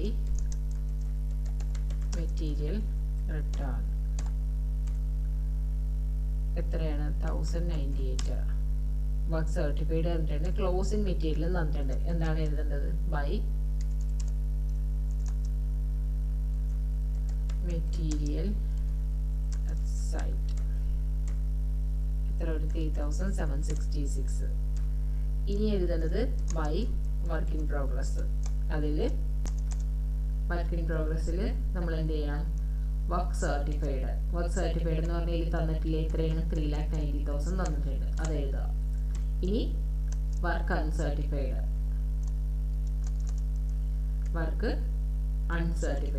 എത്ര വന്നിട്ടുണ്ട്? ഇതിൽ 9,000 വന്നിട്ടുണ്ട്. ഓക്കെ, വർക്ക് സർട്ടിഫൈഡ് ഇന്നർ കോളത്തിൽ എഴുതിയിട്ട് ബാലൻസ് അത് പുറത്തേക്ക് എഴുതിയാലും ഓക്കെയാണ്. ഇനി എന്ത് ചെയ്യണം? ഡിപ്രീസിയേഷൻ ഉണ്ട്. ഡിപ്രീസിയേഷൻ ഞാനിവിടെ 30,000 22,000 ഓപ്പണിംഗ് ക്ലോസിംഗും കൂടി മൈനസ് ചെയ്തിട്ട് വന്ന 8,000 ആണ് ഇവിടെ എഴുതാൻ പോകുന്നത്. ഓക്കെ, നിങ്ങൾക്ക് എങ്ങനെ വേണമെങ്കിലും എഴുതാം. അത് എന്താ, നമുക്കത് രണ്ട് സൈഡ് വേണമെങ്കിൽ അങ്ങനെ എഴുതാം. അത് ഓരോരുത്തരുടെ ചോയ്സ്. ഓക്കെ, അപ്പോൾ എത്ര വന്നു?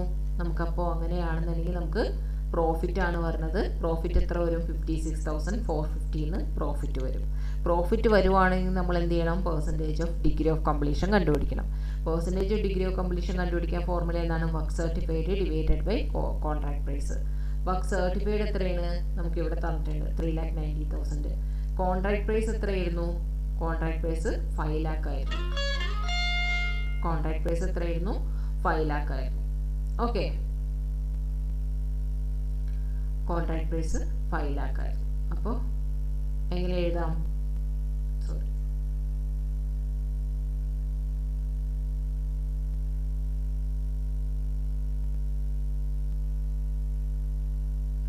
3,90,000 divided by 5 lakh. 5 lakh into 100. അപ്പോൾ എത്ര വരും? അപ്പോൾ എത്ര വന്നു? അത് ചെയ്യുവാണെന്നുണ്ടെങ്കിൽ നമുക്ക് 78% എന്ന് വരും. അത് ചെയ്യുവാണെങ്കിൽ നമുക്ക് എത്ര വരും? 78% എന്ന് വരും.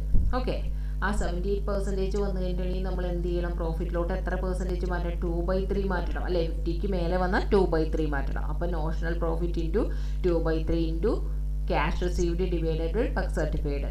നോഷണൽ പ്രോഫിറ്റ് എത്രയാണ്? 56,450 ഇൻറ്റു 2/3 ഇൻറ്റു ക്യാഷ് റിസീവ്ഡ് എന്ന് പറഞ്ഞാൽ 3,60,000 divided by work certified 3,90,000. Okay, അത് വരാൻ നേരത്തേക്കും നമുക്ക് കിട്ടുന്ന ആൻസർ എത്രയായിരിക്കും? 56,450 ഇൻറ്റു 2/3 ഇൻറ്റു 3,60,000 ഡിവൈഡഡ് ബൈ 3,90,000 എത്ര വരും? 34,738. 0.4615 എന്ന് പറഞ്ഞിട്ട് നമുക്ക് ഇവിടെ വെച്ച് നിർത്താം. എന്താണ്? 34,738 വെച്ച് നിർത്താം. ഓക്കെ, അപ്പോൾ നമുക്ക് അവിടെ എന്ത് ചെയ്യണം? പ്രോഫിറ്റ് എന്ന് പറഞ്ഞാൽ എഴുതാം. To profit 34,738. ഓക്കെ, ഇനി ബാലൻസ് വരുന്നതാണ് നമ്മൾ എന്തിലോട്ട് എടുക്കേണ്ടത്? റിസർവിലോട്ട് മാറ്റേണ്ടത്. ബാലൻസ് എത്രയാണ്? നോഷണൽ പ്രോഫിറ്റിലിരുന്ന് 34,738 മൈനസ് ചെയ്തിട്ട് ബാലൻസ് വരുന്നത് എത്രയാണോ അതാണ് നമ്മൾ പ്രോഫിറ്റിലോട്ട് മാറ്റുക. എത്ര വരും ഇവിടെ? അത് മൈനസ് ചെയ്തപ്പോൾ തന്നെ ഇവിടെ വന്നിട്ടുണ്ട്. എത്രയാണ്? 21,712. ഓക്കെ, ഇതാണ് റിസർവിലോട്ട് മാറ്റേണ്ടത്. സിമ്പിൾ അല്ലേ? ഇനി അടുത്ത കണക്ക് എന്താണ്? Contractor commenced the work on a particular contract on 1st April 2022. He usually closed his book of account for the year on 31st December each year. The following information is revealed from his costing record on 31st December 2020. Material sent to site junior engineer എന്ന് വെച്ചിട്ടുണ്ടെങ്കിൽ അവരുടെ wages ആണ്. Labour കൊടുത്തിട്ടുണ്ട്. Machine costing 30,000. Okay, remained in use on site for 1/5 of the year. Its working life was estimated 5th year and scrap 2000. അപ്പോൾ എന്ത് ചെയ്യണം, നമുക്ക് machine costing എന്നുള്ള 30,000 നിന്ന് സ്ക്രാപ്പ് വാല്യൂ 2000 മൈനസ് ചെയ്ത് divided by estimated working life കാണുക. പിന്നെ എന്ത് ചെയ്യണം, അത് 1/5 ഇയർ എന്ന് പറഞ്ഞിട്ടുണ്ട്, 1/5 of the year എന്ന് പറഞ്ഞിട്ടുണ്ട്. അപ്പോൾ ആ കിട്ടുന്നതിൽ വീണ്ടും 1/5 എടുക്കുക. അതായത് ഇവിടെ ചെയ്തേക്കണം നമുക്ക് 30,000 മൈനസ് 2000 എത്ര വരും, 28,000 ഡിവൈഡഡ് ബൈ 5 എടുക്കുക. അപ്പോൾ എത്ര വരും, 5,600. അതിന് ഡിവൈഡഡ് ബൈ 5 എടുക്കുക, 11,120. അതാണ് നമ്മൾ എന്ത് ചെയ്യേണ്ടത്, അത് ഡിപ്രീസിയേഷനിലേക്ക് മാറ്റേണ്ടത്. ഇനി എന്താ പറയുക, supervisor is paid 2,000 per month and had devoted 1/2 of his time on the contract. ഈ കോൺട്രാക്റ്റിൽ സൂപ്പർവൈസർ എത്രയാളുടെ പാതി സമയം മാത്രമേ കൊടുക്കുന്നുള്ളൂ. ഓക്കെ, അവർക്ക് പെർ മന്ത് അപ്പോൾ 2,000 ആണ്. പാതി സമയം കൊടുക്കുമ്പോൾ നമുക്ക് എത്ര എടുത്താൽ മതി, ഫുൾ സാലറി ഇവിടെ തന്നെ കാണിക്കണം, വേണ്ട, എന്ത് ചെയ്യണം, പാതി സാലറി ഇവിടെ കാണിച്ചാൽ മതി. അപ്പോൾ അതിൻ്റെ അർത്ഥം എന്താണ്, 2,000ൻ്റെ പാതി എന്ന് പറയുമ്പോൾ 1,000 കാണിച്ചാൽ മതി. 1,000 ആണ് കാണിക്കേണ്ടത്. എത്ര മാസത്തേക്ക് കാണിക്കണം, ഇവിടെ കോൺട്രാക്ട് സ്റ്റാർട്ട് ചെയ്തത് 1st April പക്ഷെ നമ്മുടെ ബുക്ക് ക്ലോസ് ചെയ്യണത് 31st December. അപ്പോൾ എത്ര മാസം ഉണ്ട്, April to December എന്ന് പറയുമ്പോൾ 9 months ഉണ്ട്. അപ്പോൾ 1000 into 9,000 മാത്രം സൂപ്പർവൈസർ സാലറി എന്ന് പറഞ്ഞ് കാണിച്ചാൽ മതി. ഇനി ഓൾ അതർ എക്സ്പെൻസ് 40,000 ഉണ്ട്. മെറ്റീരിയൽ ഓൺ സൈറ്റ്, അതായത് ക്രെഡിറ്റ് സൈഡ് പറഞ്ഞാൽ ക്ലോസിംഗ് മെറ്റീരിയൽ 2,500 ഉണ്ട്. കോൺട്രാക്ട് പ്രൈസ് തന്നിട്ടുണ്ട് 4 lakh എന്ന്. അതിൽ എന്താണ്, അതിൽ 31st December 2020 2/3 of the contract complete ആണെന്ന് പറഞ്ഞിട്ടുണ്ട്. 2/3 പറഞ്ഞ കോൺട്രാക്റ്റ് കംപ്ലീറ്റ് ആയിട്ടുണ്ട്. 2/3 അതപ്പോൾ അവർ തന്നെ തന്നിട്ടുണ്ട്. നമ്മൾ ഡിഗ്രി ഓഫ് കംപ്ലീഷൻ കണ്ടുപിടിക്കേണ്ട കാര്യമില്ല, അവർ തന്നെ തന്നിട്ടുണ്ട് എത്രയാണ്, 2/3 കംപ്ലീറ്റ് ആണെന്ന്. അങ്ങനെ തരുവാണെന്നുണ്ടെങ്കിൽ വരട്ടെ പറയാം. However the architect gave certified only 2 lakh. 2 lakhനാണ് അവർ സർട്ടിഫൈ ചെയ്തേക്കുന്നത്. 4 lakh കോൺട്രാക്ട് പ്രൈസിൽ 2/3 വർക്ക് കംപ്ലീറ്റ് ആയി. പക്ഷേ 2 lakhനുള്ളത് അവർ സർട്ടിഫൈ ചെയ്തു. അതിൻ്റെ 80% ആണ് പേ ചെയ്തേക്കുന്നത്. അതായത് അതിൻ്റെ 80% ആണ്, ആ 2 lakhൻ്റെ 80% ആണ് ക്യാഷ് റിസീവ് ചെയ്തേക്കുന്നത്. അപ്പോൾ ക്യാഷ് റിസീവ്ഡ് എത്രയാണ്, 2 lakhൻ്റെ 80% 1,60,000 ആണ് ക്യാഷ് റിസീവ് ചെയ്തിരിക്കുന്നത്. ഓക്കെ, ഇപ്പം ഇങ്ങനെ എല്ലാ ഇൻഫോർമേഷൻ തരുവാണെന്നുണ്ടെങ്കിൽ, അതായത് ഡിഗ്രി ഓഫ് കംപ്ലീഷനും എത്ര സർട്ടിഫിക്കറ്റ് എത്ര കൊടുത്തിട്ടുണ്ടെന്നും അതിൽ എത്ര പെർസെൻറ്റേജ് നമുക്ക് തന്നിട്ടുണ്ടെന്നും, അതായത് എത്ര ക്യാഷ് ആയിട്ട് റിസീവ് ചെയ്തിട്ടുണ്ടെന്ന്, നിങ്ങൾ ഇങ്ങനെയുള്ള ഇൻഫോർമേഷൻ എല്ലാം കൂടി തരുവാണെന്നുണ്ടെങ്കിൽ നമുക്ക് വേറൊരു തരത്തിൽ വേണം നമുക്കതിൻ്റെ എന്ത് പറയാനായിട്ട്, P&L വർക്ക് അൺസർട്ടിഫൈഡ് കണ്ടുപിടിക്കാനായിട്ട്. P&L അല്ല, അതിൻ്റെ വർക്ക് അൺസർട്ടിഫൈഡ് കണ്ടുപിടിക്കാനായിട്ട്. വർക്ക് അൺസർട്ടിഫൈഡ് എന്ന് പറയുകയാണെന്നുണ്ടെങ്കിൽ, നമ്മൾ സാധാരണ വർക്ക് അൺസർട്ടിഫൈഡ് തന്നിട്ടില്ല എന്നുണ്ടെങ്കിൽ കാണില്ല, അല്ലേ? 2 കേസിലാണ് നമുക്ക് വർക്ക് അൺസർട്ടിഫൈഡ് എന്ന് പറഞ്ഞ് എഴുതാനുള്ളത്. ഒന്ന്, ഇതേപോലെയുള്ള ഒരു കേസിൽ വർക്ക് അൺസർട്ടിഫൈഡ് നമ്മൾ കണ്ടുപിടിക്കുക. എന്തുകൊണ്ട്, ഡിഗ്രി ഓഫ് കംപ്ലീഷൻ തന്നിട്ടുണ്ട്, കോൺട്രാക്ട് പ്രൈസ് തന്നിട്ടുണ്ട്, വർക്ക് സർട്ടിഫൈഡ് എത്രയെന്ന് തന്നിട്ടുണ്ട്, അതിൽ എത്ര നമുക്ക് എന്താണ് ക്യാഷ് റിസീവ് ചെയ്തതെന്ന് നമുക്ക് തന്നിട്ടുണ്ട്. ഇങ്ങനെ എല്ലാ ഇൻഫോർമേഷൻ തന്നിട്ടുണ്ടെന്നുണ്ടെങ്കിൽ നമുക്ക് എന്ത് ചെയ്യാം, വർക്ക് അൺസർട്ടിഫൈഡും കണ്ടുപിടിക്കാൻ പറ്റും. ഇങ്ങനെയുള്ള കേസിൽ ഒന്ന് വർക്ക് അൺസർട്ടിഫൈഡ് കണ്ടുപിടിക്കണം. ഇനി ഒരു കേസ് ബാലൻസ് എഴുതുന്ന കേസാണ്, അത് നമുക്ക് നോക്കാം. ഇപ്പം നമുക്ക് ഇതിലെന്ത് ചെയ്യണം, വർക്ക് അൺസർട്ടിഫൈഡ് കണ്ടുപിടിക്കണം. ഓക്കെ, ഇങ്ങനെ വരാൻ നേരത്ത് നമ്മൾ വർക്ക് അൺസർട്ടിഫൈഡ് കണ്ടുപിടിക്കണം. വർക്ക് അൺസർട്ടിഫൈഡ് കണ്ടുപിടിക്കണമെന്നുണ്ടെങ്കിൽ നമുക്ക് ഫസ്റ്റ് എന്ത് ചെയ്യണം, നമുക്ക് തന്നിരിക്കുന്ന ഇൻഫോർമേഷൻ അനുസരിച്ച് നമ്മൾ എന്ത് ചെയ്യണം, കോൺട്രാക്റ്റ് അക്കൗണ്ട് വരക്കണം. കോൺട്രാക്റ്റ് അക്കൗണ്ട് വരക്കാൻ നേരത്തേക്ക് ഫസ്റ്റ് എന്താണ്, മെറ്റീരിയൽ സെൻഡ് ടു സൈറ്റ് അല്ലേ, അത് ഫസ്റ്റ് എഴുതണം. ടു മെറ്റീരിയൽ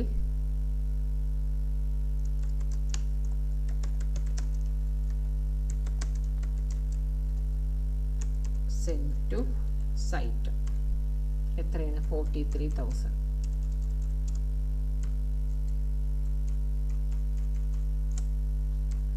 പിന്നെ എന്താണ്, ടു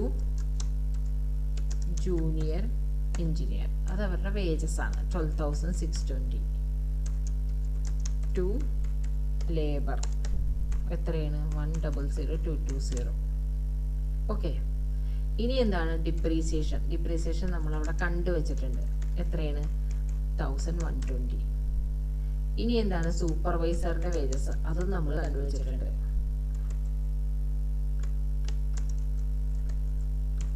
9,000.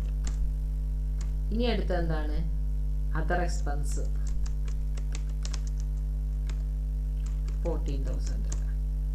ഇനി എന്താണ്? By material on site. Material on site 2,500. Okay, അതും നമുക്ക് തന്നിട്ടുണ്ട്. ഇനി നമ്മൾ എന്ത് ചെയ്യണം? By work in progress. അതിൽ വർക്ക് സർട്ടിഫൈഡും വർക്ക് അൺസർട്ടിഫൈഡും കാണണം അല്ലേ? വർക്ക് സർട്ടിഫൈഡും കാണണം, വർക്ക് അൺസർട്ടിഫൈഡും കാണണം. വർക്ക് സർട്ടിഫൈഡ് എന്നുള്ളത് നമുക്ക് കണ്ടുപിടിക്കാൻ പറ്റി. ഏതാണ്? 2 lakh എന്ന് അവർ തന്നിട്ടുണ്ട്. ഇതെല്ലാം തന്നിട്ടുണ്ടെങ്കിൽ വർക്ക് അൺസർട്ടിഫൈഡ് കണ്ടുപിടിക്കണം. അതിന് ഇതായിട്ട് നമ്മൾ എന്ത് ചെയ്യണം? ഇവിടെയുള്ള കോസ്റ്റ് ഓഫ് കൺസ്ട്രക്ഷൻ കണ്ടുപിടിക്കണം. അതായത് കോസ്റ്റ് ഓഫ് കൺസ്ട്രക്ഷൻ എന്ന് പറഞ്ഞാൽ ഇത്രയും സംഭവങ്ങൾ ഇപ്പം എഴുതിയ സംഭവങ്ങളുടെ ബാലൻസ് എടുക്കണം. ഈ സൈഡ് 1,79,960 വന്നു. ഇപ്പുറത്ത് നമ്മൾ ക്ലോസിംഗ് മെറ്റീരിയൽ എഴുതിയിട്ടുണ്ട്. എത്രയും 2,500. അത് മൈനസ് ചെയ്യണം. മൈനസ് ചെയ്യാൻ നേരത്ത് നമുക്ക് എത്ര വരും? 1,77,460 എന്നുള്ളത് നമുക്ക് എന്തായിട്ട് വരും? കോസ്റ്റ് ഓഫ് കൺസ്ട്രക്ഷൻ ആയിട്ട് വരും. ഓക്കെ, നമുക്കതിന് ഇവിടെ ഈ തരത്തിലല്ല കണ്ടുപിടിക്കേണ്ടത്. ഇത് കഴിഞ്ഞ പ്രോബ്ലം കോപ്പി ചെയ്തപ്പോൾ വന്നതാണ്. കോസ്റ്റ് ഓഫ് കൺസ്ട്രക്ഷൻ എന്ന് പറഞ്ഞിട്ട് നമ്മൾ എത്ര എഴുതും? 177,460 എഴുതും അല്ലേ? 177,460 ആണ്. അതിൽ നമുക്ക് പറഞ്ഞിട്ടുണ്ട് percentage of degree of completion എന്ന് പറഞ്ഞാൽ എത്രയായിട്ടാണ് പറഞ്ഞേ? 2/3 ആയിട്ട് പറഞ്ഞിട്ടുണ്ട്. അതിൽ എത്രയായിട്ടാണ് പറഞ്ഞിരിക്കണേ? 2/3 ആയിട്ട് പറഞ്ഞിട്ടുണ്ട്. അങ്ങനെയാണെന്നുണ്ടെങ്കിൽ ഈ 2/3 ആണ് എന്ത് പറയണത്? 2/3 ആണ് ഈ 177,460 എന്ന് പറയുന്നത്. അതിൽ നമുക്ക് ഫുള്ളായിട്ട് എടുക്കണം. ഓക്കെ, ഫുള്ളായിട്ട് എടുക്കണമെന്ന് പറഞ്ഞിട്ടുണ്ടെങ്കിൽ എക്സ്പെക്റ്റഡ് കോസ്റ്റ് ഓഫ് കൺസ്ട്രക്ഷൻ കാണണം. എക്സ്പെക്റ്റഡ് കോസ്റ്റ് ഓഫ് കൺസ്ട്രക്ഷൻ കാണണം. ഇങ്ങനെ കണക്ക് വരാൻ നേരത്ത് അതാണ് ഒരു ഇത്. എന്താണ്? എക്സ്പെക്റ്റഡ് കോസ്റ്റ് ഓഫ് കൺസ്ട്രക്ഷൻ കാണണം. എക്സ്പെക്റ്റഡ് കോസ്റ്റ് ഓഫ് കൺസ്ട്രക്ഷൻ എന്ന് പറഞ്ഞിട്ടുണ്ടെങ്കിൽ ഈ 177,460 ഇല്ലേ, അത് 2/3 അല്ലേ? അപ്പോൾ അതിൻ്റെ 3/2 കാണണം. ഓക്കെ, എത്ര വരും? 177,460 ഇൻറ്റു 3/2 എത്ര വരും? 266,190 എന്ന് വരും. ഓക്കെ, അതാണ് എക്സ്പെക്റ്റഡ് കോസ്റ്റ് ഓഫ് കൺസ്ട്രക്ഷൻ എന്ന് പറയുന്നത്. ഇനി നമ്മൾ എന്താ ചെയ്യേണ്ടതെന്ന് വെച്ചിട്ടുണ്ടെങ്കിൽ ഇതിൻ്റെ 50%. ഓക്കെ, അതായത് 266,190യുടെ ഇതിൻ്റെ ഹാഫ് കംപ്ലീറ്റഡ് ആണെന്ന് വിചാരിക്കുക. അതായത് cost of work certified.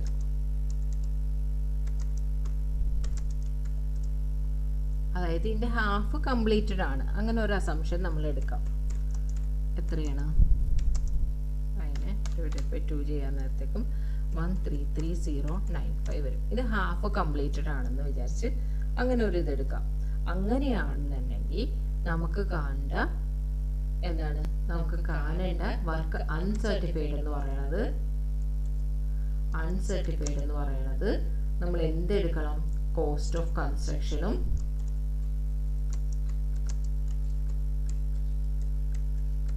Cost of construction minus cost of work certified. Cost of work certified ആണ് കോസ്റ്റ്, അതായത് വർക്ക് അൺസർട്ടിഫൈഡ് എന്ന് പറയുന്നത്. Cost of work certified. Okay, അപ്പോൾ കോസ്റ്റ് ഓഫ് കൺസ്ട്രക്ഷൻ എന്ന് പറയുന്നത് എത്രയാണ്? 177,460 minus cost of work certified എത്രയാണ്? 133,095. എത്ര വരും? 44,365 ആണ് നമുക്ക് എന്തായിട്ട് വരുന്നത്? വർക്ക് അൺസർട്ടിഫൈഡ് ആയിട്ട് വരേണ്ടത്. അതായത് നമ്മൾ പഠിച്ചു വെക്കേണ്ട ഫോർമുല എന്താണെന്ന് വെച്ചിട്ടുണ്ടെങ്കിൽ വർക്ക് ഇങ്ങനെ എല്ലാ ഇൻഫോർമേഷൻ ഡിഗ്രി ഓഫ് കംപ്ലീഷൻ ഉൾപ്പെടെ എല്ലാം തന്നിട്ടുണ്ടെങ്കിൽ അൺസർട്ടിഫൈഡ്. ഓക്കെ, അൺസർട്ടിഫൈഡ് കാണാനായിട്ട് വർക്ക് അൺസർട്ടിഫൈഡ് കാണാനായിട്ട് cost of construction minus cost of work certified ആണ് എടുക്കേണ്ടത്. അതിൽ കോസ്റ്റ് ഓഫ് കൺസ്ട്രക്ഷൻ എന്നുള്ളത് നമുക്കറിയാം. എന്താണ് നമുക്ക് തന്നിരിക്കുന്ന എക്സ്പെൻസ് മൈനസ് ക്ലോസിംഗ് സ്റ്റോക്ക് ഉണ്ടെങ്കിൽ അത് മൈനസ് ചെയ്യണതാണ് കോസ്റ്റ് ഓഫ് കൺസ്ട്രക്ഷൻ എന്നുള്ളത്. അത് നമുക്ക് കിട്ടും.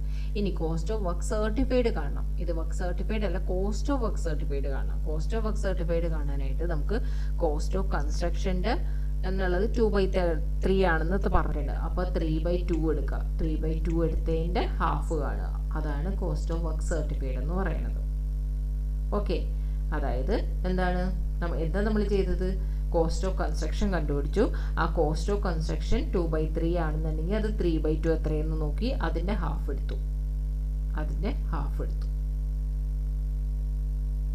ഓക്കെ, അതെടുത്ത് അതാണ് എന്തുകൊണ്ട് കോസ്റ്റ് ഓഫ് വർക്ക് സർട്ടിഫൈഡ് എന്ന് പറയുന്നത്. അപ്പോൾ കോസ്റ്റ് ഓഫ് കൺസ്ട്രക്ഷനും കിട്ടി, കോസ്റ്റ് ഓഫ് വർക്ക് സർട്ടിഫൈഡും കിട്ടി. അതിൻ്റെ മൈനസ് ചെയ്യണതാണ് എന്താ വർക്ക് അൺസർട്ടിഫൈഡ് എന്ന് പറയുന്നത്. അപ്പോൾ വർക്ക് അൺസർട്ടിഫൈഡ് എന്ന് പറയുന്നത് എത്ര കിട്ടി? 44, 365 കിട്ടി. വർക്ക് സർട്ടിഫൈഡ് നമുക്ക് അറിയാവുന്ന കാര്യമാണ്. എന്താണുള്ളത്? 2 lakh ആണെന്നുള്ളത് നമുക്കറിയാം. ഓക്കെ, 2 lakh ആണെന്നുള്ളത് നമുക്കറിയാം. അപ്പോൾ എന്ത് കിട്ടി? നമുക്ക് പ്രോഫിറ്റ് ആണ് ഇവിടെ വന്നത്. എത്ര കിട്ടി? നോഷണൽ പ്രോഫിറ്റ് എന്ന് പറയുന്നത് 66,905 കിട്ടി. നോഷണൽ പ്രോഫിറ്റ് എന്ന് പറയുന്നത് 66,905 കിട്ടി. ഓക്കെ, നോഷണൽ പ്രോഫിറ്റ് കിട്ടി. അപ്പോൾ നോഷണൽ പ്രോഫിറ്റ് കിട്ടിയ ഡിഗ്രി ഓഫ് കംപ്ലീഷൻ നമുക്കത് അറിയാം എത്രയാണ്? 2/3 ആണെന്നുള്ളത്. അപ്പോൾ P&L എത്ര പോകണം എന്നുള്ളത് എങ്ങനെ എഴുതും? നമ്മൾ നോഷണൽ പ്രോഫിറ്റ് അതായത് 66,905 ഇൻറ്റു 2/3 ഇൻറ്റു ഏതാണ് എടുക്കേണ്ടത്? 1 lakh എത്രയാണ് പറഞ്ഞത്? 1,60,000. എങ്ങനെയാണ്? ക്യാഷ് റിസീവ്ഡ് എങ്ങനെയാണ് 1,60,000 ആയ? 2 lakh വർക്ക് കോസ്റ്റ് ആ വർക്ക് സർട്ടിഫൈഡിൻ്റെ 80% ആണെന്ന് പറഞ്ഞിട്ടുണ്ട്. അങ്ങനെയാണ് 1,60,000 വന്നത്. 1,60,000 ഡിവൈഡഡ് ബൈ എന്താ എടുക്കേണ്ടത്? വർക്ക് സർട്ടിഫൈഡ് എത്രയാണത്? 2 lakh. ഓക്കെ, അപ്പോൾ എത്ര വരും നോക്കി? 66,905 into 2/3 into 1,60,000 divided by 2 lakh എത്ര വരും?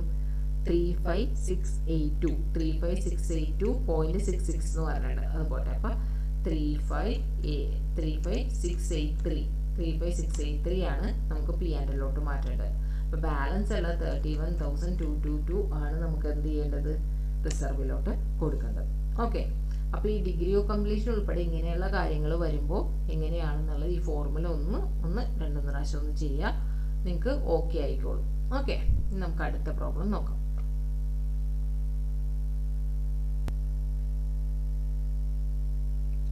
ഇനി ഇല്ലുസ്ട്രേഷൻ 14. ഞാൻ കോൺട്രാക്റ്റ് അക്കൗണ്ട് എല്ലാവർക്കും സിമ്പിൾ ആയിരിക്കും എന്ന് വിചാരിച്ച് ഞാനത് സ്കിപ്പ് ചെയ്തിട്ട് അടുത്ത പോർഷൻ എടുക്കാമെന്ന് വിചാരിച്ചിരുന്നതാണ്. അപ്പോൾ അതിൽ കുറേ ഡൗട്ടുകൾ ചോദിച്ചുകൊണ്ടിരിക്കുന്നു. ആദ്യം 1-2 നമ്മൾ ആൻസർ കൊടുത്തു. പക്ഷെ എന്നിട്ടും എന്താണ് ഒത്തിരി പേർക്ക് ഇതിൽ നല്ല ഡൗട്ടുണ്ട്. ഒന്ന് പ്ലാന്റിൻ്റെ കേസ് ഡൗട്ട് വരുന്നു, വർക്ക് സർട്ടിഫൈഡിൻ്റെ കേസ്, അൺസർട്ടിഫൈഡിൻ്റെ കേസ്, അങ്ങനെ കുറേ ഡൗട്ടുകൾ വന്നുകൊണ്ടേയിരിക്കുന്നു. അപ്പോൾ അതുകൊണ്ടാണ് ഞാനത് എന്തായാലും നമുക്ക് അവർക്ക് ആദ്യം ചോദിച്ചവർക്ക് റിപ്ലൈ കൊടുത്ത് പിന്നീടുള്ളവർക്ക് റിപ്ലൈ തരാത്തത്. കാരണം നമുക്കിത് എന്താണ് ഇതേപോലെ ക്ലാസ് ആയിട്ട് തന്നെ എടുക്കാമെന്ന് വിചാരിച്ചു. ഓക്കെ, അപ്പോൾ ഒന്നും വിചാരിക്കേണ്ട, നിങ്ങൾക്കിത് ക്ലിയർ ആയോ എന്നുള്ളത് നോക്കാം. Okay, illustration 40. The following figures are കുറച്ച് തന്നിട്ടുണ്ട്. എന്തൊക്കെയാണ്? വർക്ക് ഇൻ പ്രോഗ്രസ് എന്നുള്ളത് 31 December 2021 വർക്ക് ഇൻ പ്രോഗ്രസ് തന്നിട്ടുണ്ട്. അത് നമ്മൾ എന്താണ് ഓപ്പണിംഗ് വർക്ക് ഇൻ പ്രോഗ്രസ് ആയിട്ട് എടുക്കുക. Cash received from contractee cash received ആണ്. ഡ്യൂറിങ് ദി ഇയർ 2022 എന്തൊക്കെ തന്നിട്ടുണ്ട്? വേജസ് ഡെബിറ്റ് ചെയ്യുക, മെറ്റീരിയൽ ബോട്ട് ഡെബിറ്റ് ചെയ്യുക, വർക്കിംഗ് എക്സ്പെൻസ് ഡെബിറ്റ് ചെയ്യുക, material issued from stores debit ചെയ്യുക, administration expense 250 are chargeable to P&L account. അപ്പോൾ എന്ത് ചെയ്യണം? 250 മൈനസ് ചെയ്തിട്ട് 1000 മാത്രം കാണിക്കുക. പ്ലാന്റ് എന്ന് പറയുന്നത് അസറ്റാണ്. മെറ്റീരിയൽ റിട്ടേൺ ടു സപ്ലയർ അത് ക്രെഡിറ്റ് സൈഡ് കാണിക്കുക contract account. Material return to stores 550 അതും എന്ത് ചെയ്യണം? അതും ക്രെഡിറ്റ് തന്നെ കാണിക്കുക. വർക്ക് സർട്ടിഫൈഡ് അറിയാം. കോൺട്രാക്റ്റ് ഫിനിഷ്ഡ് 22,500 കോൺട്രാക്റ്റ് ഫിനിഷ് ചെയ്തു. നമ്മളവിടെ ഒരു എൻട്രി പഠിച്ചായിരുന്നു അല്ലേ? നമ്മൾക്ക് കോൺട്രാക്റ്റ് അക്കൗണ്ടിലേക്ക് എടുക്കണമെന്ന് പറഞ്ഞ ഒരു എൻട്രി പഠിച്ചായിരുന്നു. എന്തായിരുന്നു? Contract accountant to contract account എന്ന് പറഞ്ഞത്. അതായത് കോൺട്രാക്റ്റ് അക്കൗണ്ടിൽ ബൈ കോൺട്രാക്റ്റ് എന്ന് പറഞ്ഞിട്ട് ആ എമൗണ്ട് കാണിക്കണം, തിരിച്ചും പുറത്തും കാണിക്കണം. അപ്പോൾ കോൺട്രാക്ട് ഫിനിഷ് എന്ന് പറഞ്ഞ ഒരെണ്ണം തന്നിട്ടുണ്ടെങ്കിൽ നമ്മൾ എന്ത് ചെയ്യണം, കോൺട്രാക്ട് അക്കൗണ്ടിൽ ബൈ കോൺട്രാക്റ്റി എന്ന് പറഞ്ഞ് എഴുതണം. Okay. Profit taken upon contract എത്രയാണ്? 11,500. അതായത് പ്രോഫിറ്റ് അവർ തന്നിട്ടുണ്ടെന്നുണ്ടെങ്കിൽ നമ്മളത് അങ്ങനെ തന്നെ എടുത്ത് എഴുതിയാൽ മതി. Advance from contractee 40,000. ഓക്കെ. അപ്പോൾ നമ്മളുടെ അടുത്ത് എന്താ പ്രിപ്പയർ ചെയ്യാൻ പറയണേ? Prepare contract ledger account, contractee അക്കൗണ്ടുമാണ് പ്രിപ്പയർ ചെയ്യാനായിട്ട് പറഞ്ഞിരിക്കുന്നത്.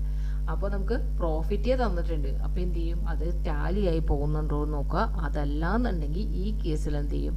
അതല്ലാന്നുണ്ടെങ്കിൽ നമ്മുടെ ബാലൻസ് എവിടെയെന്ന് നോക്കുക. ഈ കേസിൽ മിക്കവാറും പ്രോഫിറ്റ് കൊടുത്ത കേസിൽ ക്രെഡിറ്റ് സൈഡ് വരുവാണെന്നുണ്ടെങ്കിൽ അവിടെ വർക്ക് അൺസർട്ടിഫൈഡിലായിരിക്കുള്ളൂ. നമ്മൾ അങ്ങനെ വർക്ക് സർട്ടിഫൈഡ് തന്നിട്ടുണ്ട്. അപ്പോൾ എന്താണ്, ഇനി ബാലൻസ് വരുവാണെങ്കിൽ വർക്ക് അൺസർട്ടിഫൈഡ് എന്ന് പറഞ്ഞാണ് എഴുതാനുള്ളത്. ഓക്കെ. ഇങ്ങനെയുള്ള കേസിൽ എങ്ങനെയാണ് വരാറ്, നമുക്ക് എന്താണെന്നുള്ളത് നോക്കാം. നമുക്ക് ഫസ്റ്റ് എന്ത് ചെയ്യണം? കോൺട്രാക്ട് അക്കൗണ്ട് വരക്കണം. കോൺട്രാക്ട് അക്കൗണ്ട് വരക്കാൻ നേരത്തേക്കും ഈ വർഷത്തെ first opening work in progress 85,000 തുടങ്ങാം. ഓക്കെ.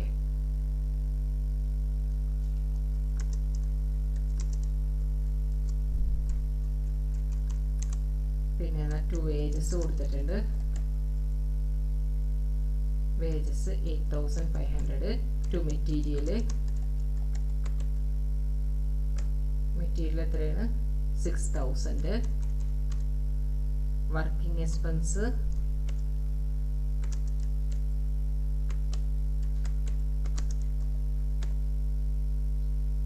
1,500. പിന്നെ ടു മെറ്റീരിയൽ 10,500. ടു അഡ്മിനിസ്ട്രേറ്റീവ്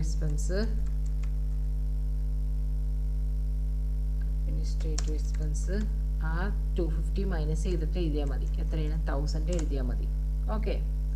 പിന്നെ plant material return to suppliers അത് എഴുതുക. By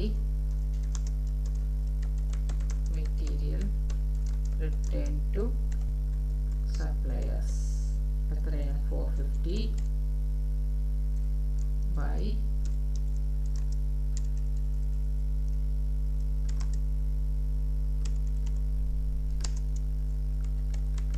material return to stores 550. Okay. Work certified തന്നിട്ടുണ്ട്. അതിന് നമ്മൾ എന്ത് ചെയ്യണം?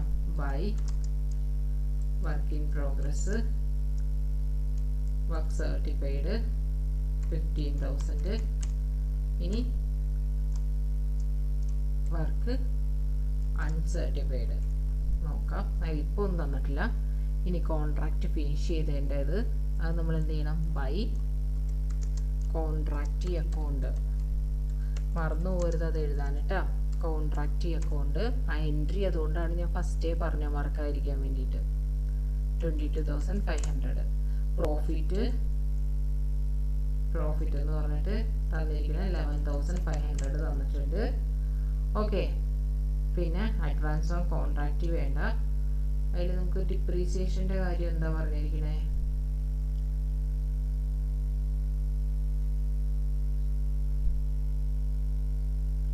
ഡിപ്രീസിയേഷൻ പ്ലാന്റ് എന്ന് പറഞ്ഞിട്ട് പ്ലാന്റ് എന്ന് പറഞ്ഞു കഴിഞ്ഞിട്ട് ഇവിടെ ഒരേ ഒരു എമൗണ്ടേ കാണിച്ചിട്ടുള്ളൂ അല്ലേ? ഡെബിറ്റ് സൈഡ് എമൗണ്ട് മാത്രമേ കാണിച്ചിട്ടുള്ളൂ. വേറെ പ്ലാന്റിൻ്റെ വേറെ ഒരു ഡീറ്റെയിൽസ് നമുക്ക് തന്നിട്ടില്ല. ഒരേ ഒരു ഡെബിറ്റ് എമൗണ്ട് മാത്രമേ തന്നിട്ടുള്ളൂ. അപ്പോൾ ആ ഡെബിറ്റ് എമൗണ്ട് വരുവാണെന്നുണ്ടെങ്കിൽ നമുക്ക് രണ്ട് തരത്തിൽ അസ്യൂം ചെയ്യാം. ഇപ്പോൾ ഇവർ ടെക്സ്റ്റിൽ എടുത്തിരിക്കുന്നത് പ്ലാന്റ് എന്ന് പറഞ്ഞ് നമ്മുടെ ടെക്സ്റ്റിൽ കാണിച്ചിരിക്കുന്നത് അവർ അസ്യൂം ചെയ്തിരിക്കുന്നത് എന്താണ്? ഇറ്റ് ആസ് ഹയറിംഗ് ചാർജസ് ആയിട്ടായിരിക്കുള്ളൂ അല്ലേ? അത് ഹയറിംഗ് ചാർജസ് ആയിട്ടായിരിക്കുള്ളൂ അവർ അസ്യൂം ചെയ്തിരിക്കുന്നത്. അതുകൊണ്ടാണ് അത് എന്ത് ചെയ്തേക്കണത്? അത് ഇതിൽ കാണിച്ചിരിക്കുന്നത്, നമ്മുടെ മെറ്റീരിയലിൽ കാണിച്ചിരിക്കുന്നത് പ്ലാന്റ് എന്ന് പറഞ്ഞാൽ. ഇനി നമുക്ക് അങ്ങനെ വേണമെന്നുണ്ടെങ്കിൽ നമുക്ക് അങ്ങനെ നോട്ട് വെച്ച് എഴുതാം. എന്താണ്? നമ്മൾ അസ്യൂം ചെയ്യുകയാണ് ഇത് ഹയറിംഗ് ചാർജസ് ആണ്, പ്ലാന്റ് അല്ല, പ്ലാന്റിൻ്റെ ഹയറിംഗ് ചാർജസ് ആണ്. സോ അത് കാരണം ആ 2,500 എന്ന് പറയുന്നത് എന്താണ്? ഇത് അസറ്റ് അല്ല, എക്സ്പെൻസ് ആയിട്ട് തന്നെ കാണിക്കുകയാണെന്ന് പറഞ്ഞാൽ ഒരു നോട്ട് എഴുതിയിട്ട് നമുക്ക് അങ്ങനെ കാണിക്കാം. ഓക്കെ. ഇതും ആരോ ഒരാൾ എൻ്റെ അടുത്ത് ഡൗട്ട് ചോദിച്ചാണെന്ന് തോന്നുന്നു. അപ്പോൾ ഈ പ്ലാന്റിൻ്റെ കേസ് അങ്ങനെ എഴുതാം. പിന്നെ അതല്ലാതെ നമുക്കിപ്പോൾ പ്ലാന്റ് വരേ വേണ്ട, കാരണം ഓപ്പണിംഗ് ഇല്ല, ക്ലോസിങ്ങിൽ ഒരേ ഒരു ഡെബിറ്റ് ഫിഗർ മാത്രം തന്നിരിക്കുന്നു, അങ്ങനെ തന്നുകൊണ്ട് നമുക്ക് പ്ലാന്റ് കൊടുക്കണ്ട, നമുക്ക് ഡിപ്രീസിയേഷൻ എന്ന് പറഞ്ഞാൽ കൊടുക്കണ്ട എന്നാണ് ആഗ്രഹിക്കുന്നതെന്നുണ്ടെങ്കിൽ നമ്മൾ എന്ത് ചെയ്യുക, അതേപോലെ നോട്ട് എഴുതുക. എങ്ങനെ എഴുതുക, നമുക്കിവിടെ പ്ലാന്റിന് ഡിപ്രീസിയേഷൻ കാണാനുള്ള ഒരു ഇൻഫോർമേഷൻ ഇവിടെ ഇല്ല, ആകെ ഒരു ഡെബിറ്റ് എമൗണ്ട് മാത്രമേ തന്നിട്ടുള്ളൂ, അതുകൊണ്ട് ഈ വാല്യൂ ഞാൻ ഇഗ്നോർ ചെയ്യുവാണ് എന്ന് പറഞ്ഞിട്ട് അങ്ങനെ നോട്ട് എഴുതിയിട്ട് അതങ്ങനെ വെക്കാം. അതല്ലാന്നുണ്ടെങ്കിൽ വേറെ ഏത് തരത്തിൽ എഴുതാം, ഒന്ന് ഹയറിംഗ് ചാർജസ് ആയിട്ട് എടുക്കാം. ഓക്കെ, ഇനി വേറെ ഒരു ചെറിയൊരു എമൗണ്ട് അല്ലേ, 2500 ചെറിയ എമൗണ്ട്. അപ്പോൾ നമുക്ക് എന്ത് ചെയ്യാം, അതിൽ നമുക്ക് പറയാം ഒന്നില്ലാന്നുണ്ടെങ്കിൽ ഈ പ്ലാന്റ് എന്നുള്ളത് കംപ്ലീറ്റ് ആയിട്ട് ഈ കോൺട്രാക്റ്റിൽ തന്നെ യൂസ് ചെയ്തു. ഓക്കെ, മുന്നേയൊക്കെ പ്ലാന്റ് വന്നുകൊണ്ടിരുന്നു, അല്ലെങ്കിൽ ഈ ഒരു പ്ലാന്റ് ഈ ഒരു കോൺട്രാക്റ്റിൽ മാത്രമേ വന്നുള്ളൂ, ആ ഒരു കോൺട്രാക്റ്റിൽ തന്നെ ഈ പ്ലാന്റ് കംപ്ലീറ്റ് ആയിട്ട് യൂസ് ചെയ്തു, അങ്ങനെ പറഞ്ഞ് നമുക്ക് എഴുതാം. ഓക്കെ, അങ്ങനെ പറഞ്ഞ് നമുക്ക് അസ്യൂം ചെയ്യാം. എങ്ങനെ നമ്മൾ അസ്യൂം ചെയ്യണോ ആ വിധത്തിലാണ് ഇത് വരുന്നത്. നമുക്ക് പ്ലാന്റ് വേണമെന്നുണ്ടെങ്കിൽ അതേപോലെ അസ്യൂം ചെയ്യാം, പ്ലാന്റ് വേണ്ടാന്നുണ്ടെങ്കിൽ അതേപോലെ അസ്യൂം ചെയ്യാം. ഇപ്പം നമ്മൾ ഇതെന്ത് ചെയ്യണം, ടെക്സ്റ്റിൽ കൊടുത്ത പോലെ തന്നെ ഇപ്പോൾ ഞാൻ ഹയറിംഗ് ചാർജസ് ആയിട്ടെന്നോ അല്ലാന്നുണ്ടെങ്കിൽ എന്താണ് അത് ഈ പ്ലാന്റ് ഈ കംപ്ലീറ്റ് ആയിട്ട് ഈ കോൺട്രാക്റ്റിലേക്ക് യൂസ് ചെയ്തെന്നോ അങ്ങനെ ഒരു അസംഷനിലാണ് ഞാൻ എടുക്കണം. ഓക്കെ, അതുകൊണ്ട് ഞാൻ ഇവിടെ എന്ത് കാണിക്കേണ്ടത്, ഡിപ്രീസിയേഷൻ എന്ന് പറഞ്ഞത്, ഡിപ്രീസിയേഷൻ അല്ലാതെ പ്ലാന്റ് എക്സ്പെൻസ് എന്ന് പറഞ്ഞ് കാണിക്കേണ്ട, അസറ്റായിട്ടല്ല, പ്ലാന്റ് എക്സ്പെൻസ് എന്ന് പറഞ്ഞ് തന്നെ കാണിക്കുകയാണ്. ഓക്കെ, ഹയറിംഗ് ചാർജസ് എന്ന് പറഞ്ഞ് ഞാൻ കാണിക്കുകയാണ്. എന്തായിട്ടാണ് 2500, അതേപോലെ തന്നെ ഞാനത് കാണിക്കുകയാണ്. ഓക്കെ, അത് കാണിക്കാൻ നേരത്തേക്കും 2500 ഞാൻ കാണിച്ചു. അപ്പോൾ കാണിക്കാൻ നേരത്തേക്ക് എനിക്ക് ഇതിൻ്റെ ടോട്ടലൊന്നും നോക്കാൻ നേരത്തേക്കും ഇവിടെ ഇത് വന്നിട്ടില്ല. ഓക്കെ,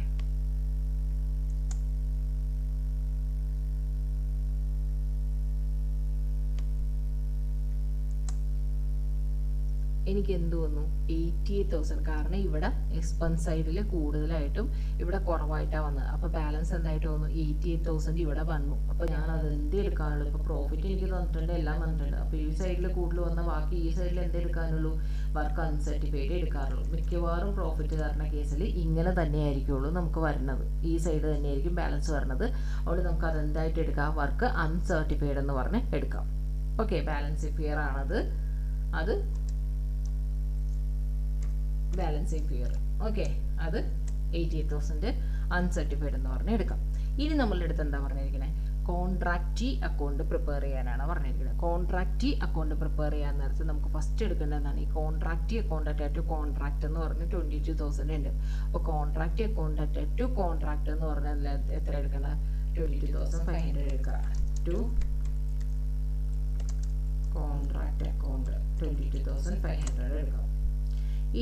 ഇനി ഇതിൽ എന്താണ് വരാനുള്ളത്, കോൺട്രാക്റ്റിൽ എന്താ വരാനുള്ളത്, നമുക്ക് കോൺട്രാക്റ്റിൽ ക്വസ്റ്റ്യനിൽ തന്നെ നമുക്ക് എന്താണ് ബാലൻസ് തന്നിട്ടുണ്ട് അല്ലേ, ക്വസ്റ്റ്യനിൽ തന്നെ നമുക്ക് ബാലൻസ് തന്നിട്ട് എന്തൊക്കെ തന്നിട്ട്, ഒന്ന് ക്യാഷ് റിസീവ്ഡ് ഫ്രം കോൺട്രാക്റ്റി എന്ന് പറഞ്ഞിട്ട് എന്തായിട്ടാണ് 55,000 ഓപ്പണിംഗ് കൊടുത്തിട്ടുണ്ട്. ആ ഓപ്പണിംഗ് കൊടുത്തു കഴിഞ്ഞിട്ടുണ്ടെങ്കിൽ അതെന്താ ബൈ ബാലൻസ് ബ്രോഡ് ഡൗൺ എന്ന് പറഞ്ഞ് എഴുതാം. അതേപോലെ തന്നെ ഇവിടെ ഒന്നുണ്ട് അഡ്വാൻസ് ഫ്രം കോൺട്രാക്റ്റി എന്ന് പറഞ്ഞ് കൊടുത്തിട്ടുണ്ട്. കോൺട്രാക്റ്റിൽ നിന്ന് അഡ്വാൻസ് അതെന്താണ് 40,000. അപ്പോൾ അതെന്താണ് ബൈ ക്യാഷ് എന്ന് പറഞ്ഞ് എഴുതാം. അപ്പോൾ ബൈ ബാലൻസ് എന്ന് പറഞ്ഞ് 55,000 ബാലൻസ് ബ്രോഡ് എന്ന് പറഞ്ഞ് ബൈ ക്യാഷ് എന്ന് പറഞ്ഞ് 40,000 എഴുതാം.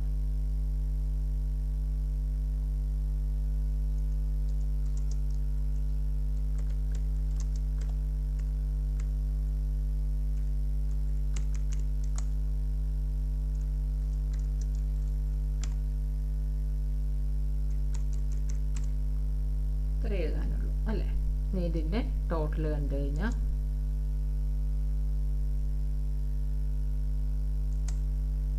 എത്ര വരും, 95,000 മൈനസ് 22,500 എത്ര വരും, 72,500 ആണ് എന്തിലോട്ട് എടുക്കേണ്ടത്, ടു ബാലൻസ് ക്യാരി ഡൗൺ എന്ന് പറഞ്ഞ് എടുക്കേണ്ടത് 72,500. ഓക്കെ, ഇനി ഇതിലെന്താണ് ബാലൻസ് ഷീറ്റ് വരക്കാനായിട്ട് പറഞ്ഞിട്ടുണ്ടായിരുന്നു.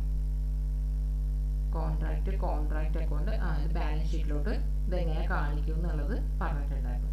കോൺട്രാക്ട് അക്കൗണ്ടിൽ കാണിക്കൽ എങ്ങനെയാണെന്ന് വെച്ചിട്ടുണ്ടെങ്കിൽ നമുക്ക് എന്താണ്, നമ്മൾ പറഞ്ഞു ഇതിൽ വർക്ക് ഇൻ പ്രോഗ്രസ് എന്ന് പറഞ്ഞ് നമ്മൾ ആ എഴുതുന്നത് നമ്മൾ എന്ത് ചെയ്യും, ഇവിടെ ബാലൻസ് ഷീറ്റിലോട്ടും അത് കാണിക്കണമെന്ന് അല്ലേ. വർക്ക് അൺസർട്ടിഫൈഡ് എന്ന് പറഞ്ഞ് കാണിക്കണമെന്ന് പറഞ്ഞു. അതിലെന്താണ് വർക്ക് ഇൻ പ്രോഗ്രസ് എന്ന് പറഞ്ഞാൽ നമ്മൾ ഇവിടെ എത്ര കാണിച്ചിരിക്കണേ, ഒന്ന് 15,000 കാണിച്ചിട്ടുണ്ട് അല്ലേ, 15,000 കാണിച്ചിട്ടുണ്ട്, 88,000 കാണിച്ചിട്ടുണ്ട്. അത് രണ്ടും ഇവിടെ എടുത്ത് അതേപോലെ തന്നെ എഴുതാം. 15,000ഉം 88,000 അല്ലേ, 88,000 കാണിച്ചിട്ടുണ്ട്. അത് അങ്ങനെ തന്നെ എഴുതാം. ഇനി എന്താ ചെയ്യേണ്ടത്? ഇനി അതിൽ ക്യാഷ് റിസീവ് ചെയ്തിട്ടുണ്ടെങ്കിൽ, ഈ വർഷം ക്യാഷ് എന്തെങ്കിലും റിസീവ് ചെയ്തിട്ടുണ്ടെങ്കിൽ അത് മൈനസ് ചെയ്യണം. നമ്മൾ ക്യാഷ് റിസീവ്ഡ് എന്ന് പറഞ്ഞ് എഴുതിയിട്ടുണ്ട്. എത്രയാണ് ക്യാഷ് റിസീവ്ഡ് എന്ന് പറഞ്ഞ് നമുക്ക് തന്നിരിക്കുന്ന ഫിഗർ എത്രയാണ്? ഇല്ല, ക്യാഷ് റിസീവ്ഡ് എന്ന് പറഞ്ഞ് നമ്മൾ എഴുതിയിരിക്കുന്ന ഫിഗർ എത്രയാണ്?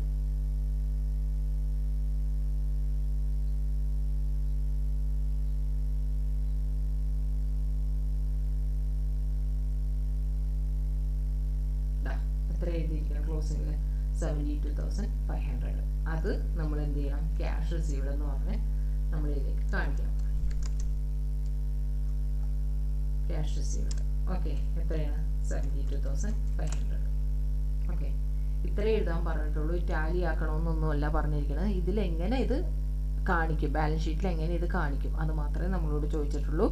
അപ്പോൾ അതെന്താണ്? ക്യാഷ് റിസീവ്ഡ് എന്ന് പറഞ്ഞിട്ട് മൈനസ് ആണ് ചെയ്യേണ്ടത്. സോറി, ക്യാഷ് റിസീവ്ഡ് മൈനസ് ചെയ്യാം. അപ്പോൾ ഈ രണ്ട് ഫിഗറിൽ നിന്ന് എത്രയാണ്? 1,03,000 ഔട്ടർ കോളത്തിൽ ഇന്നർ കോളത്തിലോട്ട് കാണിച്ചാൽ മതി. ഇതിൽ നിന്ന് 1,03,000 72,500 മൈനസ് ചെയ്ത് 30,500 എന്ന് പറഞ്ഞ് എഴുതുക. ഓക്കെ ഓക്കെ, ഇത് ഇത്രയേ ഉള്ളൂ. ഇതാണ് നമുക്ക് പി ആൻഡ് എൽ കോൺട്രാക്റ്റ് അക്കൗണ്ടും ബാലൻസ് ഷീറ്റും ചോദിക്കുമ്പോൾ ഉള്ളത്. ഇനി നമുക്ക് പി ആൻഡ് എൽ അക്കൗണ്ടൊക്കെ വരുന്നുണ്ടോ? ഇനി ഇല്ലുസ്ട്രേഷൻ 50. ഇതിലെന്താ പ്രത്യേകത എന്ന് വെച്ചിട്ടുണ്ടെങ്കിൽ 3 വർഷത്തേക്കുള്ളതാണ്. 3 വർഷത്തേക്കും നമുക്ക് കാണും. ഒരു കോൺട്രാക്ട് തീരാൻ വേണ്ടിയിട്ട് 3 വർഷമുണ്ട്. ആ 3 വർഷത്തേക്കുള്ള ഡീറ്റെയിൽസ് നമുക്ക് തന്നിട്ടുണ്ട്. ആ 3 വർഷവും നമ്മൾ എന്ത് ചെയ്യണം? കോൺട്രാക്റ്റ് അക്കൗണ്ട് ഇടണം. ഓക്കെ, അപ്പോൾ അതിൽ ഇൻഫോർമേഷൻ എന്തൊക്കെ? First year, second year, third year എന്ന് പറഞ്ഞിട്ട് material, direct expense, indirect expense, wages, total work certified, uncertified, plant, ഇത്രയാണ് നമുക്ക് തന്നിരിക്കുന്നത്. ഇനി എന്താണ്? Value of plant at the end of year first was 4,000. Okay, first ഇയറിൽ അത് എത്രയായിരുന്നു? 4,000. എൻഡിൽ 4,000 ആയിരുന്നു. അപ്പോൾ ഇവിടെ 5,000 തന്നിട്ടുണ്ട്. അതിൽ 4,000 ആണ് എൻഡ് എന്ന് പറയുമ്പോൾ ഡിപ്രീസിയേഷൻ എത്ര ആയിട്ട് വരും? 1,000 ആയിട്ട് വരും. അല്ലാതെ ഈ ഡെബിറ്റും ക്രെഡിറ്റും 5,000 4,000 എന്ന് കാണിക്കാം. ഇനി അടുത്ത സെക്കൻഡ് ഇയറിൽ 2,500 ആണെന്ന് പറഞ്ഞു. ഓക്കെ, അപ്പോൾ നമുക്ക് എൻഡിൽ 4,000 ഉണ്ടായിരുന്നു. പിന്നെ ഈ 2,500 ആണെന്ന് പറയാൻ നേരത്തെ എത്ര വരും? 1,500 ആയിരിക്കും സെക്കൻഡ് ഇയറിൽ ഡിപ്രീസിയേഷൻ ആയിട്ട് വരുന്നത്. ഓക്കെ, തേർഡ് ഇയറിൽ അത് 1,000 ആണെന്ന് പറഞ്ഞത്. തേർഡ് ഇയറിൽ അപ്പോൾ എത്രയാണ്? 1,500 ഉണ്ടായിരുന്നു. പിന്നെ ഇത് 1,000 ആണെന്ന് പറയുമ്പോൾ എത്രയായിരിക്കും ഡിപ്രീസിയേഷൻ ആയിട്ട് വരുന്നത്? അത് 500 ആയിരിക്കുള്ളൂ ഡിപ്രീസിയേഷൻ ആയിട്ട് വരുന്നത്. ഓക്കെ, ഇനി എന്താ? It is customary to pay 90% in cash of the amount of work certified. Okay, അത് വർക്ക് സർട്ടിഫൈഡിന് എന്താണ്? 90% എന്തായിട്ട് കൊടുത്തു? ക്യാഷ് ആയിട്ട് കൊടുത്തിട്ടുണ്ട്. കോൺട്രാക്റ്റ് അക്കൗണ്ട് പ്രിപ്പയർ ചെയ്യാനും പിന്നെ എന്താണ് അത് ബാലൻസ് ഷീറ്റിൽ എങ്ങനെ കാണിക്കും എന്നുള്ളത് നോക്കാനാണ് പറഞ്ഞിരിക്കുന്നത്. ഓക്കെ, അപ്പോൾ നമുക്ക് ഫസ്റ്റിലിരുന്ന് തന്നെ എന്താണ്? കോൺട്രാക്റ്റ് അക്കൗണ്ട് പ്രിപ്പയർ ചെയ്യാം. ഫസ്റ്റ് ഇയറിലാണെന്നുണ്ടെങ്കിൽ എന്താണ്? 45,000 മെറ്റീരിയലിന്, 45,000 ഡയറക്റ്റ് എക്സ്പെൻസ് 1,750 ആണ്. നമുക്കിവിടെ ഫസ്റ്റ് ഇയറിന് എഴുതാം.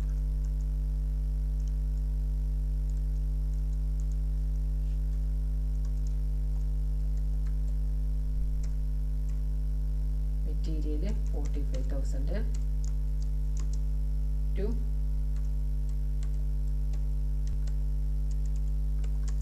ഡയറക്റ്റ് എക്സ്പെൻസ് 1,750 ആണ്. ഇനി അടുത്ത എന്താ? Material expense 750, indirect expense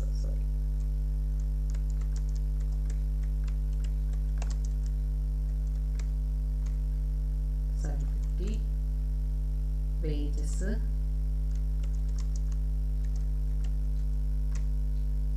wages 40 to 500. ഇനിയുള്ളത് ഡിപ്രീസിയേഷനാണ് കൊടുക്കാനുള്ളത്. വേറെ ഒന്നും പ്രത്യേകിച്ചില്ല അല്ലേ? ഡിപ്രീസിയേഷൻ ആണെങ്കിൽ 5000 മൈനസ് 4000. അപ്പോൾ ഇവിടെ 1000 ഇടുക. ഇനി ഇവിടെ എന്താണ് work in progress by work in progress. അതിൽ വർക്ക് സർട്ടിഫൈഡ് എത്രയാണ്? 87,500. വർക്ക് അൺസർട്ടിഫൈഡ് എത്രയാണ്? വർക്ക് അൺസർട്ടിഫൈഡ് എന്ന് പറഞ്ഞിട്ട് ഫസ്റ്റ് ഇയറിലൊന്നുമില്ല, സെക്കൻഡ് ഇയറിൽ മാത്രമേ കൊടുത്തിട്ടുള്ളൂ അല്ലേ? അപ്പോൾ അത് ഇരിക്കട്ടെ. ഇനി നമുക്ക് എന്ത് ചെയ്യാം? വേറെ പ്രത്യേകിച്ചൊന്നുമില്ല. അപ്പോൾ നമുക്ക് ക്ലോസ് ചെയ്യാം. ക്ലോസ് ചെയ്യുകയാണെന്നുണ്ടെങ്കിൽ some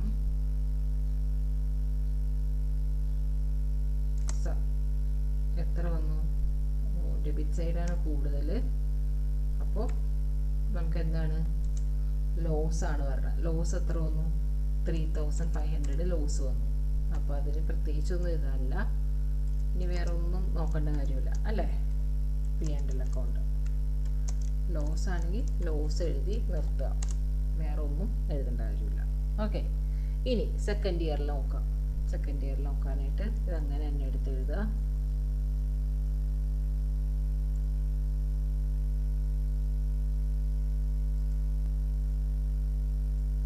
second ഇയറിലേക്ക്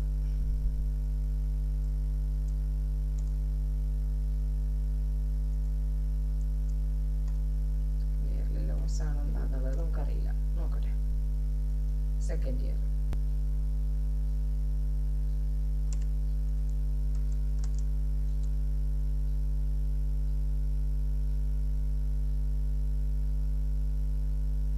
material 55,000, direct expense 6250. Okay, അതിന് മുന്നേ നമ്മൾ എടുത്ത് എഴുതേണ്ട സാധനമാണ് ഈ work in progress, work certified. Okay, work in progress എന്നുള്ളത് നമ്മൾ ഫസ്റ്റ് ഇയറിൻ്റെ അങ്ങനെ തന്നെ ഇങ്ങോട്ട് എടുത്ത് എഴുതുക. വർക്ക് ഇൻ പ്രോഗ്രസ് എത്രയാണ്? 87,500. മെറ്റീരിയൽ 55,000, ഇവിടെ 6250.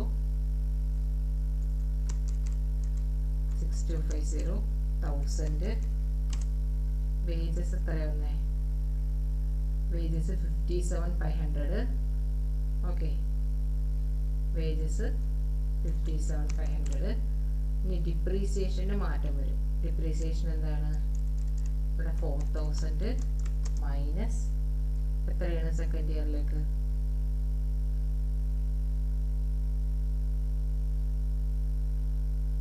2,500.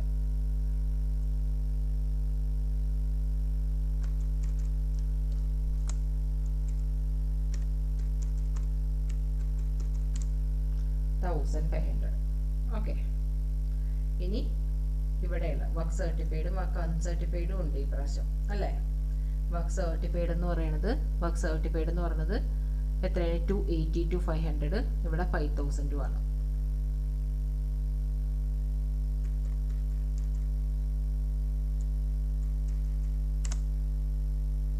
ഓക്കെ, 287,500 ഇതും വന്നു. ഇനി നമുക്ക് എന്ത് ചെയ്യാം? ഇനി നമുക്ക്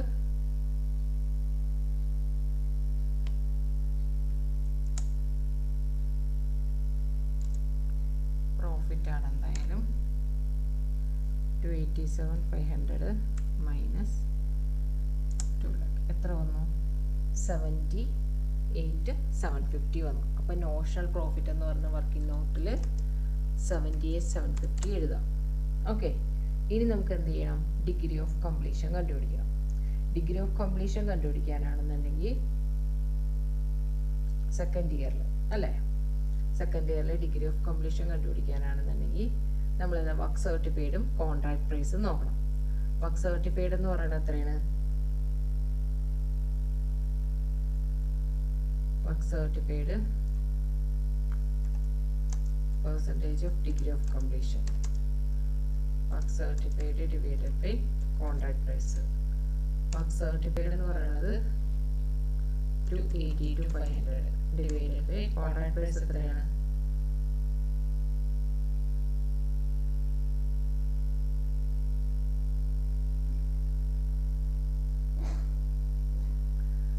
പ്രൈസ് 3,75,000. 3,75,000 ഇപ്പോൾ എത്ര വരും? ഇൻറ്റു 100.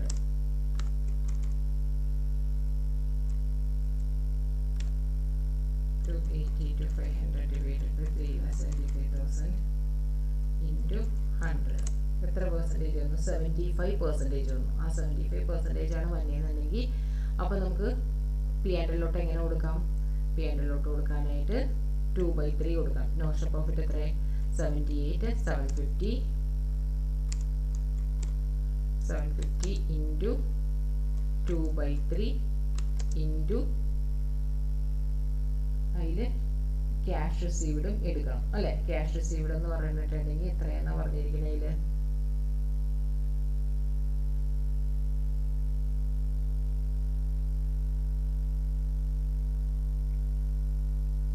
90%, അതായത് ഈ ഇതിൻ്റെ 90% അല്ലേ?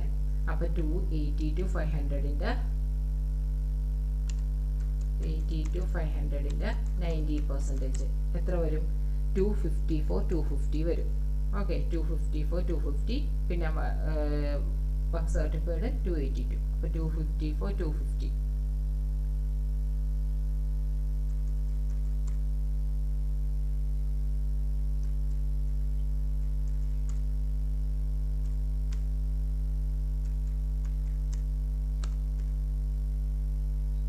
കാൽക്കുലേറ്റർ ചെയ്യാം. 750 ഇൻറ്റു 2/3 ഇൻറ്റു 250 ഡിവൈഡഡ് ബൈ 282,500 എത്ര വന്നു? 47,250 വന്നു. 47,250 ആണ് നമ്മളിവിടെ പ്രോഫിറ്റ് എന്ന് പറഞ്ഞ് കാണിക്കേണ്ടത്. 47,250. ബാലൻസ് ഉള്ളത് റിസർവിലോട്ട് കാണിക്കണം. എത്ര വന്നു? 31,500 റിസർവിലോട്ട്. ഓക്കെ, അങ്ങനെ സെക്കൻഡ് ഇയർ കംപ്ലീറ്റ് ആയി. ഇനി എന്താണ്? ഇനി third year. Third year എന്തെടുക്കാം?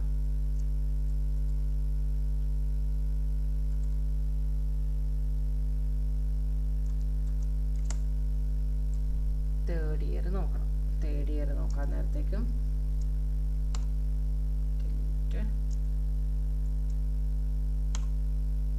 Okay, third year നോക്കാൻ നേരത്തേക്കും ഇതേപോലെ തന്നെ എന്തെടുക്കണം? വർക്ക് ഇൻ പ്രോഗ്രസ് എടുത്തെഴുതാം. വർക്ക് ഇൻ പ്രോഗ്രസ് എടുത്താൽ നേരത്തേക്കും നമുക്ക് ആ രണ്ട് ഫിഗറും ടോട്ടൽ എഴുതാം. എത്രയാണ്? 287,500 വരും. ഓക്കെ, 287,500 എടുക്കാം. ഓക്കെ, ഇനി ഇവിടെ തേർഡ് ഇയറിൽ എന്തൊക്കെയാണ്? 31,500, 2,250,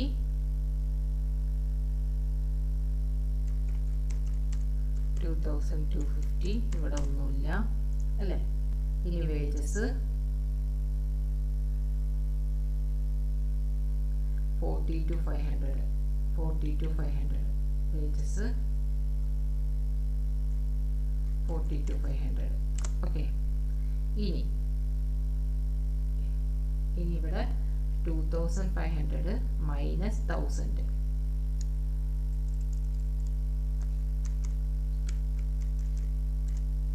എത്ര വരും? 1,500. ഇനി വർക്ക് സർട്ടിഫൈഡ് എത്രയാണ്?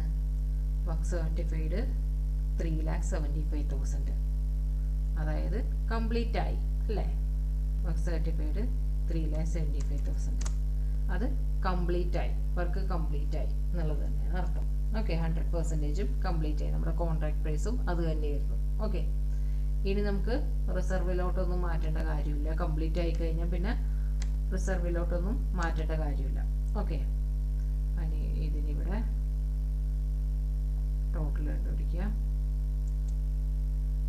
3,75,000. ഓക്കെ, ഇനി പ്ലാന്റ് ഡിപ്രീസിയേഷൻ കണ്ടുപിടിച്ചു. ഇനി 3,75,000 മൈനസ് 365,250 എത്ര വന്നു? 9,000.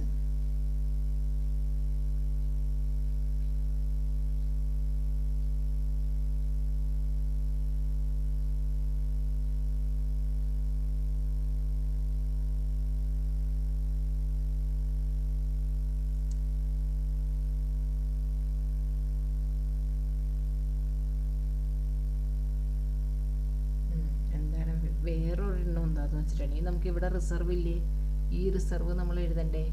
ഈ റിസർവ് നമ്മൾ മറ്റോടത്ത് റിസർവ് ഉണ്ടായില്ല, ഇവിടെ റിസർവ് ഉണ്ട്. റിസർവ് എന്താണ്? റിസർവും ഇതുമാണ് നമ്മൾ തിരിച്ചെടുക്കേണ്ടത് അല്ലേ, വർക്ക് ഇൻ പ്രോഗ്രസ്സും ആണ് നമ്മൾ എഴുതേണ്ടത്. റിസർവ് എത്രയാണ്? 31,500. അപ്പോൾ എത്ര വരും?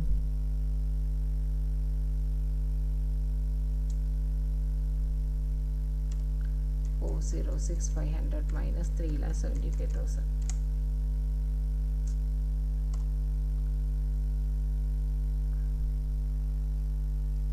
406,500 minus 365,250 എത്ര വന്നു? 41,250 വന്നു. ഈ 41,250 ആണ് പ്രോഫിറ്റ് എന്ന് പറയുന്നത്. ലാസ്റ്റ് ഇയർ ആയി, വർക്ക് കംപ്ലീറ്റ് ആയി.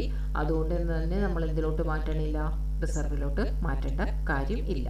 ഓക്കെ, ഇനി അടുത്ത പ്രോബ്ലം.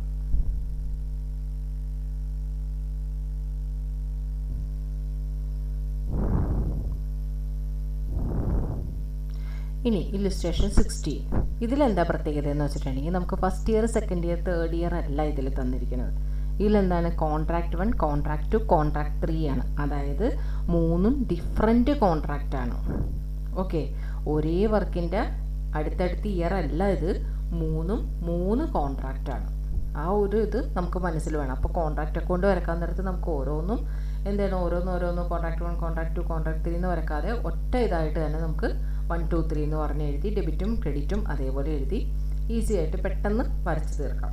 ഓക്കെ, അതിൽ തന്നിരിക്കുന്നത് account 30th November 2022 contract price, material, wages, general expense, cash received for work certified, work uncertified, wages outstanding, general expense outstanding, plant installed, material on hand, ക്ലോസിംഗും ഉണ്ട്. Okay, ഇനി എന്താ കൊടുത്തിരിക്കുന്നത്?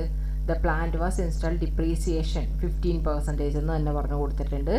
പിന്നെ എന്താ ഉള്ളത്? കോൺട്രാക്ട് ലെജർ വരക്കാനാണ് പറഞ്ഞിരിക്കുന്നത്. അപ്പോൾ നമുക്ക് എന്ത് ചെയ്യാം? ഓരോന്നായിട്ട് നമുക്ക് എഴുതാം. കോൺട്രാക്ട് പ്രൈസും ഓരോന്നായിട്ട് എഴുതാം. മെറ്റീരിയൽ എഴുതാം. ഫസ്റ്റ് നമ്മൾ വരക്കുമ്പോൾ എന്ത് ചെയ്യണം? ഈസി ആയിട്ട് വരക്കാനായിട്ട് നമുക്ക് ഫസ്റ്റ്, സെക്കൻഡ്, തേർഡ് എന്ന് പറഞ്ഞ് അതേപോലെ തന്നെ എഴുതാം. കോൺട്രാക്ട് അക്കൗണ്ട് എടുക്കാം. എന്നിട്ട് നമുക്ക് എന്ത് ചെയ്യണം? നമുക്ക് ഒറ്റ ഇതായിട്ട് തന്നെ എഴുതിയാൽ മതി. അല്ലാന്നുണ്ടെങ്കിൽ നമുക്ക് എന്ത് ചെയ്യും? ടൈം കുറേ പോകും. 1, 2, 3 എന്ന് പറഞ്ഞ് സെപ്പറേറ്റ് ആയിട്ട് വരച്ച് എഴുതാൻ നേരത്തേക്ക് നമുക്ക് എന്ത് ചെയ്യും? ടൈം ഒത്തിരി പോകും. ഓക്കെ, 14,400, 11,600, 4,000.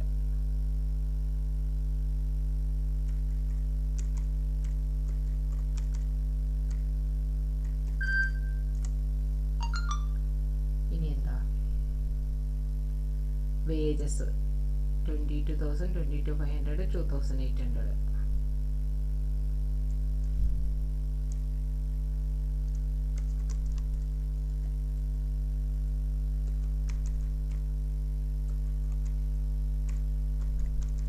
വേജസ് ഔട്ട്സ്റ്റാൻഡിങ് ഉണ്ട് 700, 750, 350 അല്ലേ? അതും കൂടി ഇതിൻ്റെ കൂടെ ആഡ് ചെയ്യാം. 700, 750 and 250. 250 അല്ല 350. ഓക്കെ, ഇനി ജനറൽ എക്സ്പെൻസ് ഔട്ട്സ്റ്റാൻഡിങ് കൊടുത്തിട്ടുണ്ട്. അപ്പോൾ ജനറൽ എക്സ്പെൻസ് 800, 550, 200.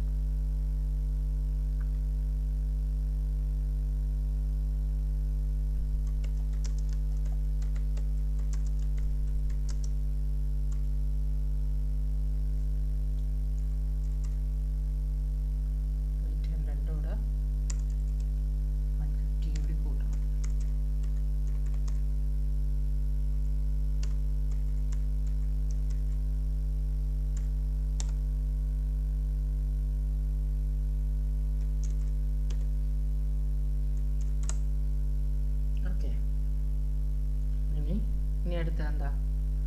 ജനറൽ എക്സ്പെൻസ് കഴിഞ്ഞ് കഴിഞ്ഞാൽ cash received, work certified, work uncertified, wages outstanding, general expense outstanding, plan installed, material on hand.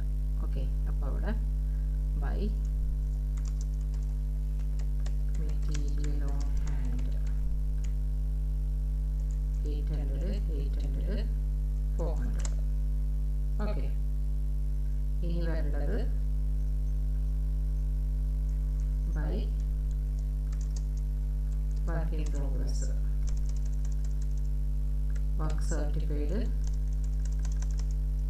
Work uncertified. നിങ്ങൾ എഴുതുമ്പോൾ ഇങ്ങനെ എഴുതുന്നത് ടോട്ടലായിട്ട് ഫുള്ളായിട്ട് എഴുതണം. Work in progress, work certified, work uncertified എന്ന് തന്നെ എഴുതണം. Work certified 40,000, 32,000, 7,200. ഇനി അടുത്ത വർക്ക് അൺസർട്ടിഫൈഡ് 1,200, 1,600, 400. ഓക്കെ. ഇനി എന്താ, ഇനി പാൻറ് ഇൻസ്റ്റോൾഡിൻ്റെ കാര്യം പറഞ്ഞിട്ടുണ്ട്. അതിന് ഡിപ്രീസിയേഷൻ കാണുക. ഡിപ്രീസിയേഷൻ പെർസെൻറ്റേജ് ആയിട്ട് തന്നെയാണ് തന്നിരിക്കുന്നത്. ഡിപ്രീസിയേഷൻ കാണുക.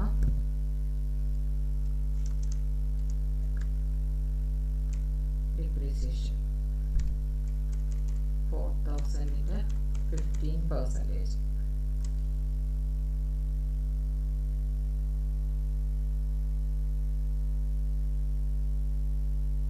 അല്ല, ഇതിൽ ഡേറ്റ് വ്യത്യാസമുണ്ട്. എന്താണ്? 1 ജാനുവരി, 1 മെയ്, 1 ഓഗസ്റ്റ്. അതാണ് ഫസ്റ്റ് പറയാൻ പോയത്. എന്താണ്? നവംബർ വരേക്കേ ഉള്ളൂ. പക്ഷെ അതിൽ ഓരോ കോൺട്രാക്റ്റും തുടങ്ങിയിരിക്കുന്ന ഡേറ്റ് ഏതാണ്? 1 ജാനുവരി, 1 മെയ്, 1 ഓഗസ്റ്റ് ആണ്. ഓക്കെ. അപ്പോൾ ഇവിടെ ജാനുവരി, മെയ്, ഓഗസ്റ്റ്. ഓക്കെ. അതനുസരിച്ച് വേണം നമ്മൾ ഡിപ്രീസിയേഷൻ കാണാനായിട്ട്. ജാനുവരി ടു നവംബർ ആവാൻ നേരത്തേക്ക് നമുക്ക് എന്തും കൂടി എത്രയും മാസം വരുള്ളൂ? ഇൻറ്റു 11 ഡിവൈഡഡ് ബൈ 12 വരുള്ളൂ. 550 വരുള്ളൂ. അടുത്തത് എത്രയാണ്? അടുത്തത് 3,200 ഇൻറ്റു 15% ഇൻറ്റു എന്നാണത്? മെയ് ആണ്. May, June, July, August, September, October, November. 7 divided by 12 ആണ്. അപ്പോൾ 280 വരുള്ളൂ. അടുത്തത് 2,400 into 15% into August, September, October, November. 4 divided by 12 ആണ്. അപ്പോൾ എത്ര വരുള്ളൂ? 120 വരുള്ളൂ. ഓക്കെ. അപ്പോൾ ഡിപ്രീസിയേഷൻ എത്തി. ഇനി എന്ത് ചെയ്യണം? ഇതിൻ്റെ ടോട്ടൽ എടുക്കാം.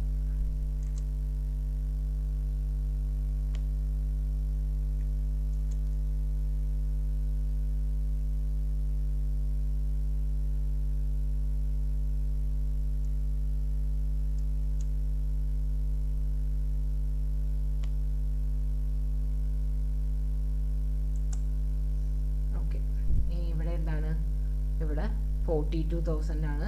ഇവിടെ എത്രയാണ്? 38,000 ആണ് അല്ലേ? അപ്പോൾ പ്രോഫിറ്റ് ആണ് വരുന്നത്. പ്രോഫിറ്റ് എത്ര വരും? 42,000 മൈനസ് 38,600 എത്ര വരും? 3,400 പ്രോഫിറ്റ് വരും. അടുത്തതിന് 35,000, 34. അവിടെ ലോസ് ആണ് വരുന്നത്. ലോസ് എത്രയാണ്? 35,780 മൈനസ് 34,400 1,380 ലോസ് ആണ് വരുന്നത്. അടുത്ത 8,007. അടുത്തതിനും പ്രോഫിറ്റാണ് വരുന്നത്. 8,000 മൈനസ് 7,520. ഓക്കെ. പ്രോഫിറ്റ്. അപ്പോൾ ഇവിടെ പ്രോഫിറ്റ് ആണെന്നുണ്ടെങ്കിൽ നമ്മൾ എന്ത് ചെയ്യും? ഇവിടെ എഴുതാൻ പാടില്ല അല്ലേ? നമ്മൾ എന്ത് ചെയ്യണം? നമ്മൾ നോഷണൽ പ്രോഫിറ്റ് ആയിട്ട് എഴുതാൻ പാടുള്ളൂ. ഞാനത് പ്രോഫിറ്റ് ആണോ എന്നറിയാൻ വേണ്ടിയിട്ട് എഴുതിയുള്ളൂ. ഇവിടെ എന്ത് ചെയ്യണം? ബൈ ലോസ് P&L അക്കൗണ്ടിലേക്ക്. ഓക്കെ. P&L അക്കൗണ്ടിലേക്ക് എടുക്കാം. അപ്പോൾ ഇത് മാത്രം ലോസാണ്. ഇനി അടുത്തത് എന്താണ്? പ്രോഫിറ്റ് ആണ് പറയുന്നുണ്ടെങ്കിൽ 3,400 നോഷണൽ പ്രോഫിറ്റ്. ഫസ്റ്റ് ഇയറിൽ നോഷണൽ പ്രോഫിറ്റ് എന്ന് പറഞ്ഞിട്ട് 3,400 ആണ്. ഇവിടെ നോഷണൽ പ്രോഫിറ്റ് എന്ന് പറഞ്ഞിട്ട് 480 ആണ്. ഓക്കെ. ഇനി degree of completion, percentage of degree of completion വരുവാണെന്നുണ്ടെങ്കിൽ percentage of degree of completion, work certified, contract പ്രൈസും. വർക്ക് സർട്ടിഫൈഡ് എത്രയാണ്? വർക്ക് സർട്ടിഫൈഡ് ഫസ്റ്റ് ഇയറിന് വർക്ക് സർട്ടിഫൈ ചെയ്തിരിക്കുന്നത് 40,000 ആണ് അല്ലേ? 40,000 divided by contract price. Contract price എത്രയെന്ന് പറഞ്ഞത്? ഫസ്റ്റിന് 80,000, ലാസ്റ്റിന് 60,000. ഓക്കെ. അപ്പോൾ ഇവിടെ 80,000 40,000 divided by 80,000 into 100 എത്ര വരും? 50%. ഇവിടെയാണെന്നുണ്ടെങ്കിലോ ഇവിടെ വർക്ക് സർട്ടിഫൈഡ് 7,200 divided by 60,000. അപ്പോൾ എത്ര വരും? 7,200 ഡിവൈഡഡ് ബൈ 60,000 ഇൻറ്റു 100, 12%. ആ 12% ആണെന്നുണ്ടെങ്കിൽ നമ്മൾ എന്താ പഠിച്ചത്? നമ്മൾ അതിന് റിസർവിലോട്ട് മാറ്റണം അല്ലേ, P&Lലോട്ട് മാറ്റണ്ട. അങ്ങനെയാണെന്നുണ്ടെങ്കിൽ ഇവിടെ profit and loss account reserve first കേസിന് P&L അക്കൗണ്ടിൽ വരുന്നുണ്ട്. P&L അക്കൗണ്ടിൽ എത്രയാണ് വരുന്നത്? ഫസ്റ്റ് കേസിന് 50% ആണ് അല്ലേ. 50% വരാൻ നേരത്തേക്കും കറക്റ്റ് 50 വന്നിരിക്കുന്നത്. അതുകൊണ്ട് തന്നെ 1/3 എടുത്താൽ മതി. അപ്പോൾ എത്രയാണ്? 3,400 ഇൻറ്റു ഇതിലേത് ടെക്സ്റ്റിൽ എന്തോ വ്യത്യാസം ഉണ്ടെന്ന് പറഞ്ഞാൽ 2/3 ചെയ്തിരിക്കണമെന്ന് തോന്നുന്നു. കറക്റ്റ് 50% ആണെന്നുണ്ടെങ്കിൽ അവിടെ നമുക്ക് പോയിന്റ് ഒന്നും വന്നിട്ടില്ല. അതുകൊണ്ട് തന്നെ അവിടെ എന്ത് എടുക്കാൻ മതി? 1/3 എടുത്താൽ മതി. ഓക്കെ, 1/3 ഇൻറ്റു എത്രയാണ്? 1/3 ഇൻറ്റു ഇവിടെ ക്യാഷ് റിസീവ്ഡ്, ക്യാഷ് എത്രയാണ്? 30 ആണോ? 30,000. Cash received 30,000 divided by 40,000. Okay, അപ്പോൾ അത് വരുമ്പോൾ 3,400 ഇൻറ്റു 1/3 ഇൻറ്റു 30,000 ഡിവൈഡഡ് ബൈ 40,000 എത്ര വരും? 850. ഓക്കെ, 850 എന്നുള്ളത് വരും. 850 ആണ് നമ്മൾ ഫസ്റ്റ് കേസിൽ P&Lലോട്ട് എടുക്കേണ്ടത്. ഓക്കെ, ബാലൻസ് എത്ര വന്നിട്ടുണ്ടാവും? 3,400 നിന്ന് 850 പോണ 850 പോയ 2,550 നമുക്ക് റിസർവിലോട്ട് കൊടുക്കണം. ഈ സെക്കൻഡ് കേസിൽ എന്താണെന്ന് വെച്ചാൽ 25% കുറവാണ് വന്നേക്കണം. 25% കുറവാണ് വന്നിരുന്നെങ്കിൽ നമ്മൾ എന്ത് ചെയ്യണം? അത് P&Lലോട്ട് കൊടുക്കേണ്ട കാര്യമില്ല. അത് അങ്ങനെ തന്നെ എന്ത് ചെയ്യണം? റിസർവിലോട്ട് കൊടുക്കണം. ഓക്കെ, 480 എന്നുള്ളത് റിസർവിലോട്ട് കൊടുക്കണം.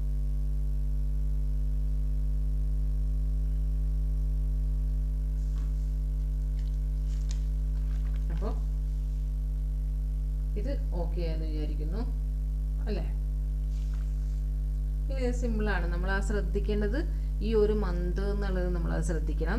പിന്നെ ഇത് ഓരോന്നായിട്ട് ചെയ്യാനായിട്ട് നിൽക്കരുത്, ഒന്നിച്ച് വരച്ചങ്ങോട്ട് ചെയ്യാം. ഓക്കെ, ടൈമും ലാഭമാണ്, നമുക്ക് മാർക്കും കിട്ടും.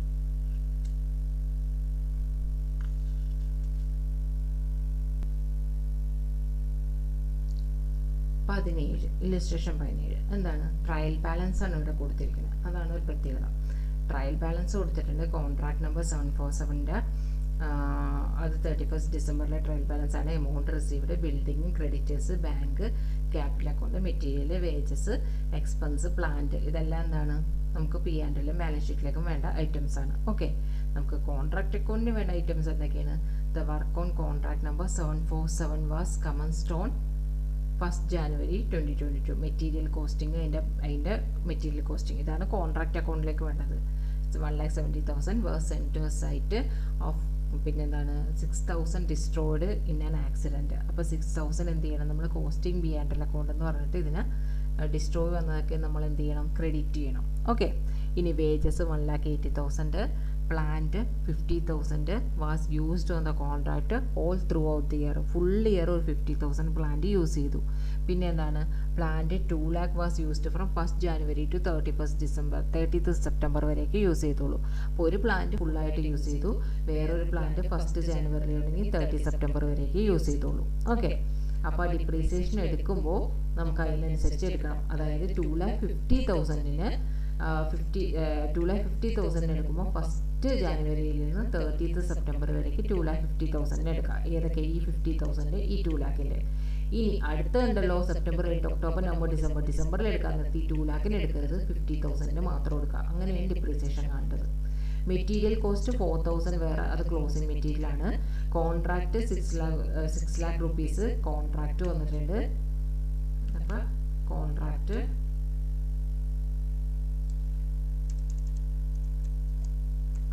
Price 6 lakh.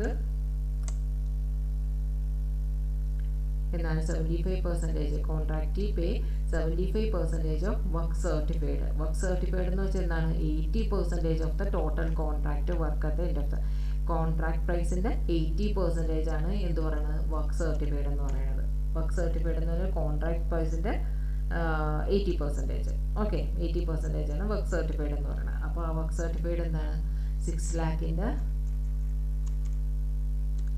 80% എത്ര വരും? 4,80,000 വരും വർക്ക് സർട്ടിഫൈഡ്. അതിൻ്റെ 75% ആണ് ക്യാഷ് റിസീവ് ചെയ്തതാണ്. അതിൻ്റെ 75% ആണ് ക്യാഷ് റിസീവ്, അതായത് 4,80,000ൻ്റെ 75% ആണ് ക്യാഷ് റിസീവ് ചെയ്തത്. ഓക്കെ, 3,60,000 ആണ് ക്യാഷ് റിസീവ് ചെയ്തത്. മനസ്സിലായില്ലേ? ഇനി അടുത്തത് എന്താണ്? അൺസർട്ടിഫൈഡ് വർക്ക് 15,000 ഉണ്ട്. Expense R charged. എക്സ്പെൻസ് എന്ന് പറയുന്നത് വേജസിൻ്റെ 25% ആണ്. പ്ലാന്റിൻ്റെ ഡിപ്രീസിയേഷൻ 10% ആണ്. ഓക്കെ, ഇത്രയാണ് നമുക്ക് തന്നിരിക്കുന്നത്. നമുക്ക് കോൺട്രാക്ട് അക്കൗണ്ട് വരയ്ക്കാം. അതിൽ എന്തൊക്കെയാണ് വരയ്ക്കാൻ പറഞ്ഞിരിക്കുന്നത്? Contract account, first contract account വരയ്ക്കാം. അതിൽ നമുക്ക് ഫസ്റ്റ് എഴുതേണ്ടത് എന്താണ്? To material 1,70,000. ഓക്കെ, പിന്നെ ഡിസ്ട്രോയ് ആയി എന്ന് പറഞ്ഞിട്ടുണ്ട്. അപ്പോൾ നമുക്ക് എന്ത് ചെയ്യണം? By costing P&L account 6,000.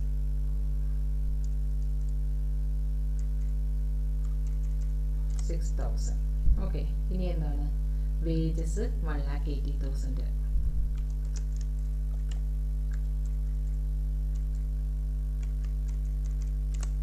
Wages 1,80,000.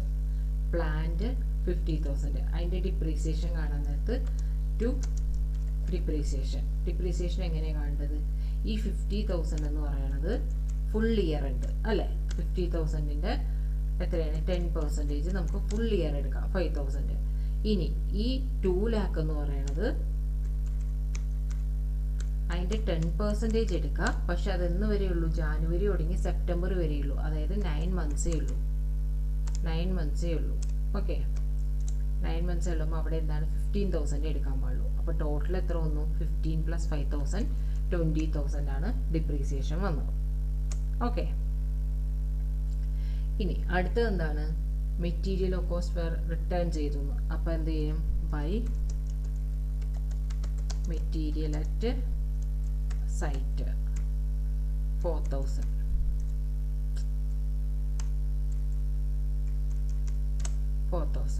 ഇനി അടുത്ത എന്താ തന്നിരിക്കണേ? ദ കോൺട്രാക്റ്റ് 6 lakhന് നമ്മൾ വർക്ക് സർട്ടിഫൈഡും വർക്ക് അൺസർട്ടിഫൈഡും മതി. അപ്പോൾ by work in progress.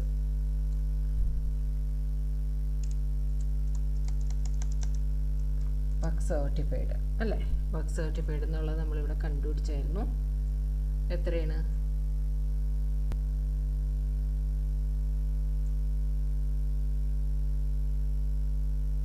Certified okay,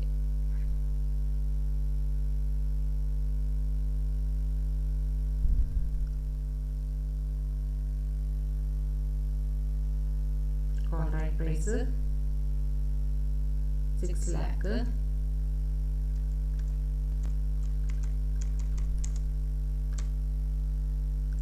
ഇനി അതിൽ work certified 80% of contract price ആണ്. അപ്പം 6 lakhൻ്റെ 80%. ഓക്കെ, ഇനി ക്യാഷ് റിസീവ്ഡ് എന്ന് പറയുന്നത് ഈ വർക്ക് സർട്ടിഫൈഡിൻ്റെ 75%, അതായത് 4,80,000ൻ്റെ 75%. ഓക്കെ, 3,60,000. അപ്പോൾ വർക്ക് സർട്ടിഫൈഡ് നമുക്ക് വേണ്ടത് 4,80,000. വർക്ക് ഓക്കെ, അടുത്തെടുത്താം. ഇനി work അൺസർട്ടിഫൈഡിനെ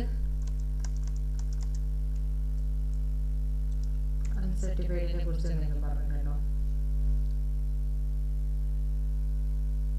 work uncertified 15,000. Okay, work uncertified 15,000. Expense ഇനിയും പറഞ്ഞിട്ടുണ്ട്. എന്താണ്? ടു എക്സ്പെൻസ് എത്രയാണ് 25% ഓഫ് വേജസ് എത്രയാണ് 1,80,000 അതിൻ്റെ 25%. ഓക്കെ, ഇനി പ്ലാന്റ് ഡിപ്രീസിയേഷൻ പറഞ്ഞു എഴുതിയായിരുന്നു. ഓക്കെ, ഇനി നമുക്കതൊന്ന് ടോട്ടൽ ചെയ്ത് നോക്കാം എങ്ങനെയാണ് പറയുന്നത്.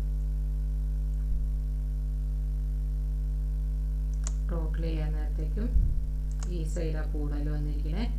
പ്രോഫിറ്റാണ് 505,000 മൈനസ് 415,000 എത്ര വന്നു 90,000 പ്രോഫിറ്റാണ്. അപ്പോൾ നമ്മൾ എങ്ങനെ എഴുതും? നോഷണൽ പ്രോഫിറ്റ് എന്ന് പറഞ്ഞിട്ട് 90,000 എഴുതുക. ഓക്കെ, നോഷണൽ പ്രോഫിറ്റ് എന്ന് പറഞ്ഞ് 90,000 എഴുതണം. പിന്നെ എന്താണ് അതിൽ ഡിഗ്രി ഓഫ് കംപ്ലീഷൻ കാണണം. Percentage of degree of completion കാണും. എങ്ങനെയാണ് അത്? Work certified 4,80,000 divided by 6 lakh 60 lakh.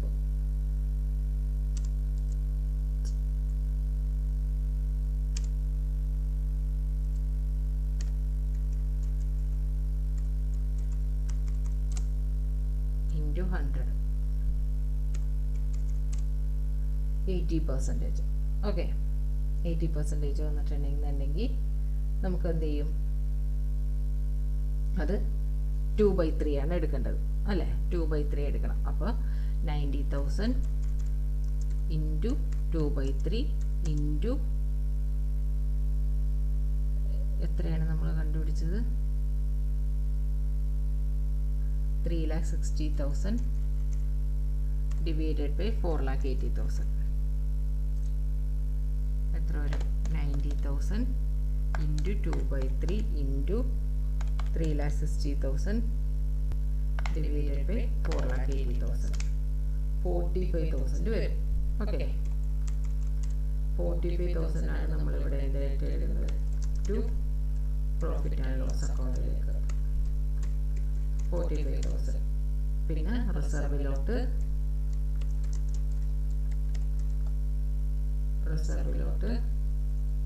90,000.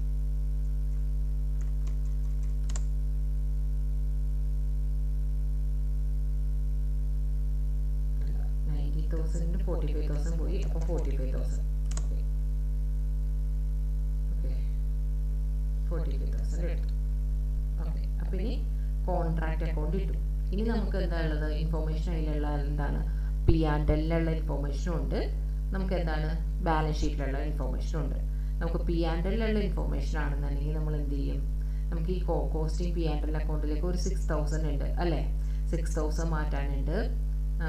അതേപോലെ തന്നെ എന്താണ്? ഈ P&L അക്കൗണ്ടിലേക്ക് 45,000 മാറ്റാനുണ്ട്. അപ്പോൾ നമ്മൾ P&L അക്കൗണ്ട് ഇടാൻ നേരത്തേക്ക് നമ്മൾ എന്ത് ചെയ്യണം? ഈ P&Lലേക്കുള്ളത് ഇപ്പുറത്തേക്ക് മാറ്റണം. എന്താണ്? ബൈ കോൺട്രാക്ട് അക്കൗണ്ട് എത്രയാണ്? 45,000.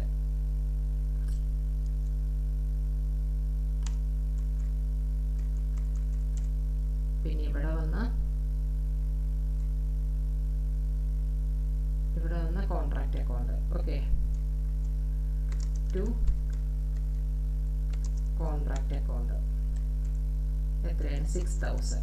അത് രണ്ടും നമ്മൾ എഴുതി. ഓക്കെ, ഇനി നമുക്ക് P&Lലേക്ക് നോക്കാം. P&Lലേക്ക് എന്തൊക്കെ ഐറ്റം കൊടുത്തിട്ടുണ്ടെന്ന് നോക്കാം. Building, creditors, bank, capital, material, wages 1,80,000 ആണ് കൊടുത്തിരിക്കുന്നത്. നമുക്ക് ഇവിടെയും വേജസ് എത്രയാണ്? 1,80,000 ആണ്. അപ്പോൾ അതിൽ പ്രോബ്ലം ഒന്നുമില്ല. എക്സ്പെൻസ് 47,000 ആണ്. നമുക്ക് വന്ന എക്സ്പെൻസ് എത്രയാണ്? നമുക്ക് 45,000 ആണ്. അപ്പോൾ ആ 2,000 എക്സ്പെൻസ് ഇവിടെ കാണിക്കണം. ഓക്കെ, P&L ടു എക്സ്പെൻസ് എന്ന് പറഞ്ഞിട്ട് 47,000 മൈനസ് 45,000 എത്ര വരും? 2,000 നമ്മളിവിടെ എക്സ്പെൻസ് ആയിട്ട് കാണിക്കണം. ഓക്കെ, ഇനി അടുത്തത് എന്താണ് ഇവിടെ ഉള്ളത്? അടുത്ത് പ്ലാന്റ് ഡിപ്രീസിയേഷൻ. ഇവിടെ 2,50,000 ആണ്. ആ 2,50,000 ഡിപ്രീസിയേഷൻ 10% കണ്ട 25,000 വരും അല്ലേ? 25,000 വരും. നമുക്ക് പക്ഷേ ഡിപ്രീസിയേഷൻ എത്ര കിട്ടിയിട്ടുള്ളൂ? 20,000 കിട്ടിയിട്ടുള്ളൂ. അപ്പോൾ 5,000 ഡിപ്രീസിയേഷൻ നമ്മൾ എന്ത് ചെയ്യണം? ഇവിടെ എടുത്ത് എഴുതണം. ഡിപ്രീസിയേഷന് 5000 എടുത്ത് എഴുതാം. ഓക്കെ, അപ്പോൾ ഇത്രയും സംഭവങ്ങൾ കിട്ടി. ഇനി അപ്പോൾ അതിൻ്റെ പ്രോഫിറ്റ് എത്ര വരും? 45,000 മൈനസ് 13,000 എത്ര വന്നു? 32,000 ആണ് ഇതിൻ്റെ നെറ്റ് പ്രോഫിറ്റായിട്ട് വരുന്നത്. ഓക്കെ, ഇനി നമ്മൾ എന്ത് ചെയ്യണം? അസറ്റ്സ് ബാലൻസ് ഷീറ്റ് പ്രിപ്പയർ ചെയ്യണം. ബാലൻസ് ഷീറ്റ് ഐറ്റം കൊടുത്തിട്ടുണ്ട്. ബാലൻസ് ഷീറ്റ് ഐറ്റം കൊടുത്തിരിക്കുന്നത് എന്തൊക്കെയാണ്? ബിൽഡിംഗ് അല്ലേ, ബിൽഡിംഗ് 1,60,000 കൊടുത്തിട്ടുണ്ട്, അത് നമുക്ക് എഴുതാം. അതേപോലെ തന്നെ ഫസ്റ്റ് ഇവിടെ എന്താണ്? Capital account. Capital account 5 lakh കൊടുത്തിട്ടുണ്ട്, അത് എഴുതുക. Okay,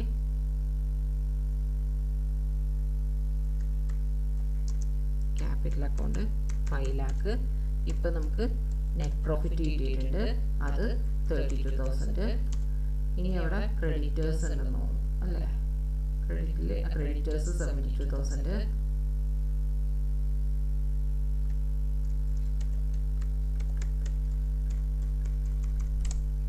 creditors 72,000. ഇനി നമുക്ക് എപ്പോഴും എഴുതാനുള്ളത് നമ്മൾ പറഞ്ഞു, ഈ കോൺട്രാക്ട് അക്കൗണ്ടിൽ എങ്ങനെയാണ് വർക്ക് ഇൻ പ്രോഗ്രസ് എന്ന് പറഞ്ഞ് എഴുതുക. വർക്ക് ഇൻ പ്രോഗ്രസ് എന്ന് പറഞ്ഞിട്ട് നമുക്ക് കോൺട്രാക്ട് അക്കൗണ്ടിൽ എന്താണോ കൊടുത്തിരുന്നത്, വർക്ക് ഇൻ പ്രോഗ്രസ് എത്രയാണ് കൊടുത്തിരുന്നത് ടോട്ടൽ എടുക്കാം. എത്രയാണ്? 4,95,000. അതങ്ങനെ തന്നെ ഇവിടേക്ക് എഴുതുക. ഓക്കെ, അത് ഇന്നർ കോളത്തിൽ കാണിച്ചിട്ടാണ് കാണിക്കേണ്ടത്. ഞാനിപ്പോൾ ഇതിലെ കാണിക്കുന്നത് 4,95,000. അതിൽ നിന്ന് നമ്മൾ എന്ത് ചെയ്യണം? അതിൽ നിന്ന് നമുക്ക് റിസർവ് ഉണ്ടല്ലോ, റിസർവ് ആദ്യം ഫസ്റ്റ് മൈനസ് ചെയ്യണം. ഓക്കെ, റിസർവ് 45,000 ഇട്ടിട്ടുണ്ട്, അത് മൈനസ് ചെയ്യാം. ഇനി എന്താ ചെയ്യേണ്ടത്? ഇനി നമുക്ക് ക്യാഷ് റിസീവ്ഡ് എന്ന് പറഞ്ഞ് അതിൽ കിടപ്പുണ്ട് അല്ലേ? ഫസ്റ്റ് തന്നെ ക്യാഷ് റിസീവ്ഡ് എന്ന് പറഞ്ഞ് കിടപ്പുണ്ട്. 3 lakh 3,50,000 ഏതോ ഒന്ന് കിടപ്പുണ്ട്.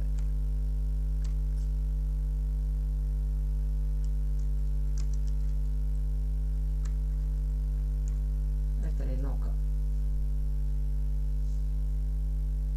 3 lakh cash received, amount received എന്ന് പറഞ്ഞ് 3 lakh കിടപ്പുണ്ട്.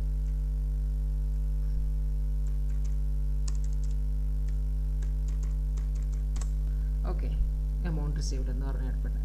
അത് ആണ് ടോട്ടൽ എഴുതേണ്ടത്. ടോട്ടൽ എഴുതാൻ നേരത്തേക്ക് നമുക്ക് 4,95,000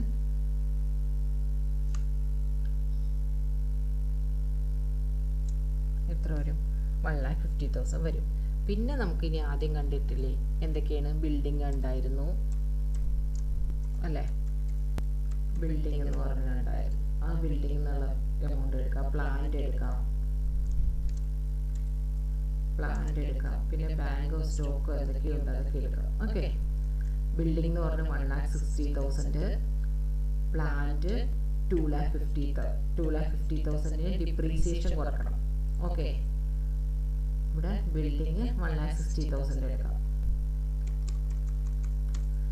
ഇതിന് പ്ലാന്റിന് 2,50,000 ഇപ്പോൾ ഡിപ്രീസിയേഷൻ എത്രയാണ്? 25,000 നമുക്ക് ഇടണം. 25,000 എങ്ങനെ വന്നത്? നമുക്ക് 25,000 വരാൻ കാരണം ശരിക്കും ഡിപ്രീസിയേഷൻ 10%, 2,50,000 10% 25,000 ആണ്. കോൺട്രാക്ട് അക്കൗണ്ടിൽ നമ്മൾ 20 എടുത്തിട്ടുണ്ട്, അതുകൊണ്ടാണ് ഇവിടെ 5,000 എടുത്തത്. ഓക്കെ, അപ്പോൾ ടോട്ടൽ ഡിപ്രീസിയേഷൻ എത്രയാണ്? 25,000 ആണ്. ഓക്കെ, ഇനിയുള്ളത് എന്താണ്? ബാങ്ക് 35,000, പിന്നെ ബാങ്ക് ഉണ്ട്. പിന്നെ നമുക്ക് എന്താ ഉള്ളത്? മെറ്റീരിയൽ കണ്ട, സ്റ്റോക്ക് 2 lakh ഉണ്ട്. അതേപോലെ തന്നെ ഇവിടെ മെറ്റീരിയൽ 1,75,000 ഉണ്ട്. ക്ലോസിങ്ങിൽ ഒരു എമൗണ്ടും ഉണ്ട്, അത് എടുക്കണം. ഓക്കെ, ബാങ്ക് 35,000 ഫസ്റ്റ് എഴുതാം.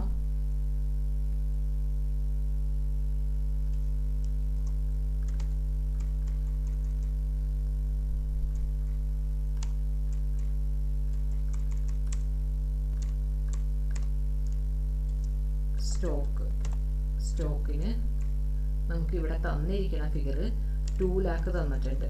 ഓക്കെ, ബാലൻസ് ഷീറ്റിൽ ട്രയൽ ബാലൻസിൽ കൊടുത്തിട്ടുണ്ട്. നമ്മൾ കോൺട്രാക്ട് അക്കൗണ്ടിൽ ഒരു 1,70,000 എടുത്തു. പിന്നെ നമുക്കിവിടെ ക്ലോസിങ്ങിൽ 4,000 എന്ന് പറഞ്ഞെടുത്തു. ക്ലോസിങ്ങിൽ 4,000 എന്ന് പറഞ്ഞെടുത്തു. അത് നമ്മൾ എന്ത് ചെയ്യണം? അത് നമ്മൾ ആഡ് ചെയ്യണം. ഓക്കെ, ക്ലോസിങ്ങിൽ 4,000 എന്ന് പറഞ്ഞെടുത്തു, അത് നമ്മൾ ആഡ് ചെയ്യണം. ഓക്കെ, ആഡ് ചെയ്യാനകത്ത് നമുക്ക് എത്ര കിട്ടി നോക്കാം.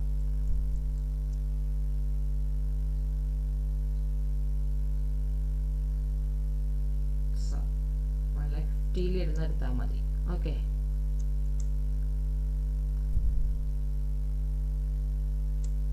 $6,04,000 ടാലി. ഓക്കെ, അത്രയേ ഉള്ളൂ. സിമ്പിളായിട്ടുള്ള ഒരു കണക്ക്.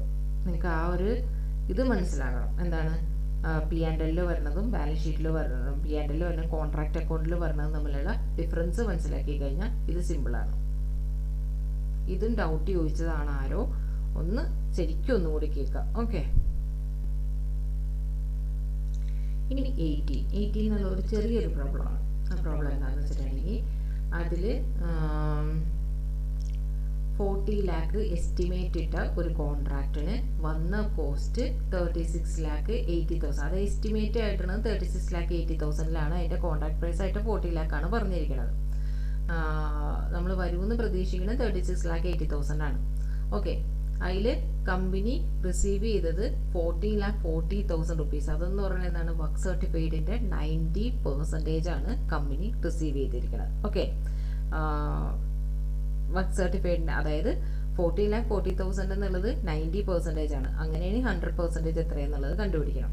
നമ്മൾ എപ്പോഴും ചെയ്യാറുള്ള പോലെ ഇങ്ങനെയാണ്. 14,40,000 എന്നുള്ളത് എത്രയാണ്, 90% ആണ്. അങ്ങനെയാണ് 100% എത്രയാണ്, 16 lakh ആണ് 100% ആയിട്ട് വരുന്നത്. ഓക്കെ, 16 lakh ആണ്.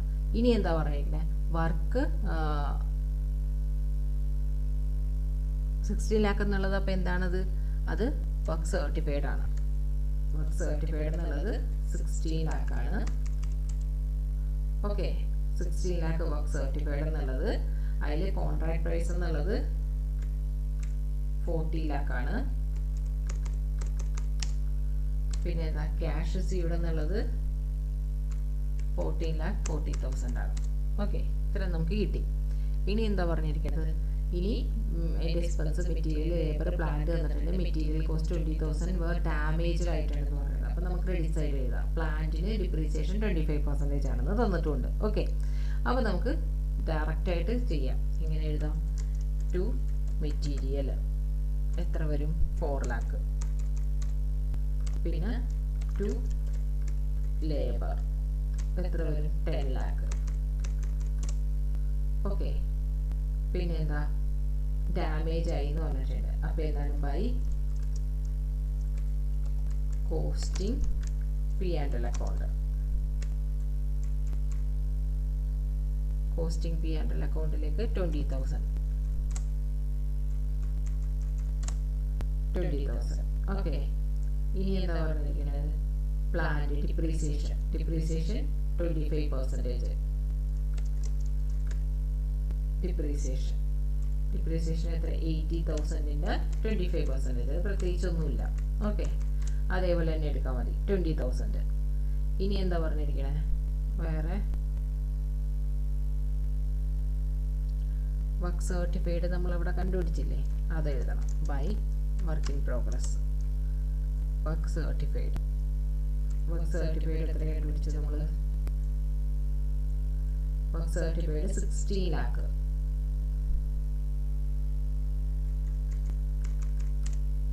Work certified 16 lakh. ഇനി വർക്ക് അൺസർട്ടിഫൈഡ് എത്രയാണ്, 40,000 കൊടുത്തിട്ടുണ്ട്.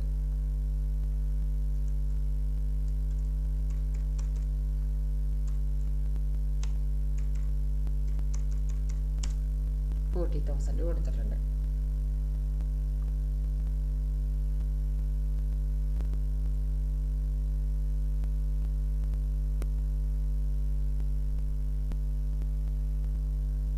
ഇനി പ്രത്യേകിച്ചൊന്നുമില്ല അല്ലേ, ഇനി നമുക്കിതിനെ ടോട്ടൽ കാണാം.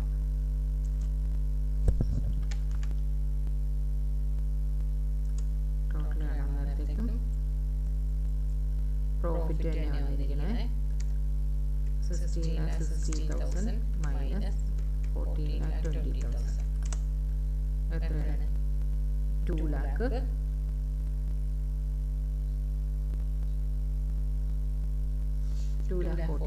പ്രോഫിറ്റ് വന്നു കഴിഞ്ഞപ്പോൾ നമ്മൾ എന്ത് ചെയ്യണം, ഡിഗ്രി ഓഫ് കംപ്ലീഷൻ ആണ്. അപ്പോൾ നോഷണൽ പ്രോഫിറ്റ് 2,40,000 ആണ്. ഇനി percentage of degree of completion കാണാനായിട്ട് എന്താണ് work certified divided by contract price. Work certified എന്ന് പറയുന്നത് 16 lakh divided by 40 lakh.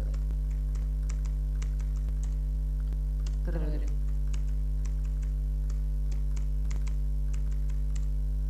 Into 100. 40% ആണ് വന്നിരിക്കുന്നത് അല്ലേ? 40% വരുമ്പോൾ അത് എന്തായിട്ട് എടുക്കണം? അത് എത്രയായിട്ട് എടുക്കണം? 1/3 കണ്ടാൽ മതി. പ്രോഫിറ്റിലേക്കുള്ളത് 1/3 കണ്ടാൽ മതി. അപ്പോൾ നോഷണൽ പ്രോഫിറ്റ് ഇത് നിങ്ങൾക്ക് അറിയാമല്ലോ. അപ്പോൾ 2,40,000 ഇൻറ്റു 1/3 ഇൻറ്റു എത്രയാണ് നമുക്ക് ഇവിടെ വരുന്നത്? Cash received. ക്യാഷ് റിസീവ്ഡ് എത്രയാണ്? 14,40,000.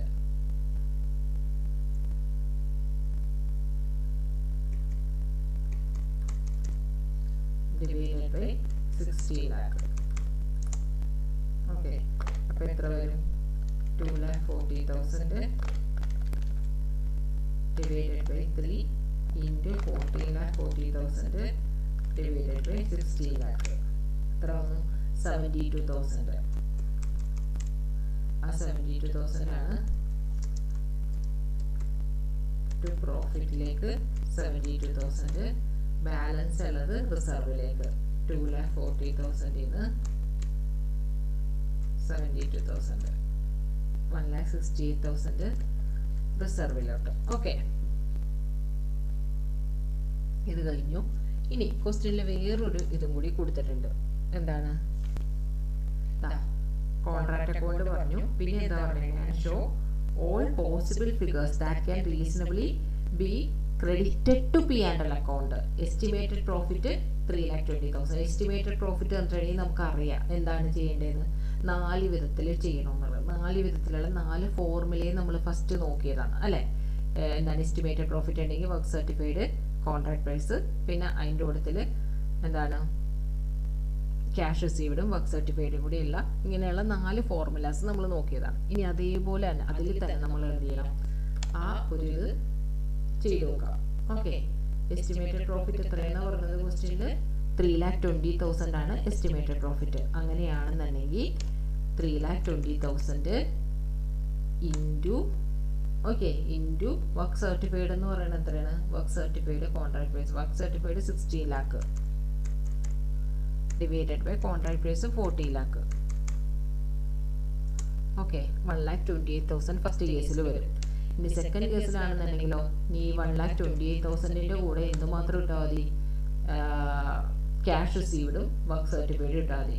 ഓക്കെ, ക്യാഷ് റിസീവ്ഡ് എന്ന് പറഞ്ഞാൽ നമുക്കറിയാം 14,40,000 ആണെന്ന്.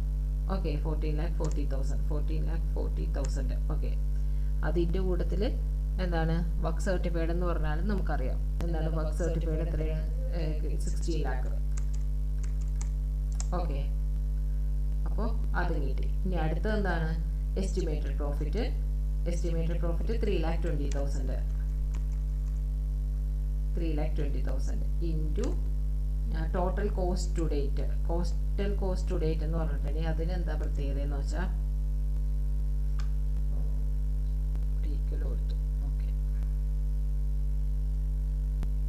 ടോട്ടൽ കോസ്റ്റ് ടു ഡേറ്റ് നമുക്ക് നോക്കാം. ടോട്ടൽ കോസ്റ്റ് ടു ഡേറ്റ് എന്താണെന്ന് വെച്ചിട്ടുണ്ടെങ്കിൽ ഇവിടെ നമ്മൾ കൊടുത്തിട്ടില്ലേ? എത്ര വന്നിട്ടുണ്ട്? 14,20,000. ഇപ്പോൾ നമുക്ക് എന്തൊക്കെ കോസ്റ്റ് വന്നിട്ടുണ്ടോ അതാണ് ആ 14,20,000 എന്നുള്ളത്. ഓക്കെ, 14,20,000 എടുക്കാം. പിന്നെ നമുക്ക് എന്താണ് പിന്നെയുള്ളത്? Total cost. ടോട്ടൽ കോസ്റ്റ് എത്ര വരുമെന്ന് നമ്മളുടെ അടുത്ത് ഇവിടെ പറഞ്ഞിരിക്കുന്നത് 14 lakh കോൺട്രാക്ട് പ്രൈസ് ആണ്. എത്ര വരുമെന്ന് പറഞ്ഞിരിക്കുന്നത്? 36,80,000 വരുമെന്ന്. അതും കൂടിയാണ് എടുക്കേണ്ടത്. അപ്പോൾ ഇവിടെ എത്ര വന്നത്? ഇവിടെ 14,20,000 വന്നു അല്ലേ? അപ്പോൾ ഇതിൽ എഴുതാൻ നേരത്തേക്കും എങ്ങനെ എഴുതും? 3,20,000 ഇൻറ്റു 14,20,000 ഡിവൈഡഡ് ബൈ ഫസ്റ്റ് വന്ന ഫിഗർ 36,80,000. 1 2 3 4 7 8. ഓക്കെ, ഇനി ഇങ്ങനെ ഇതൊന്നും വേണ്ട.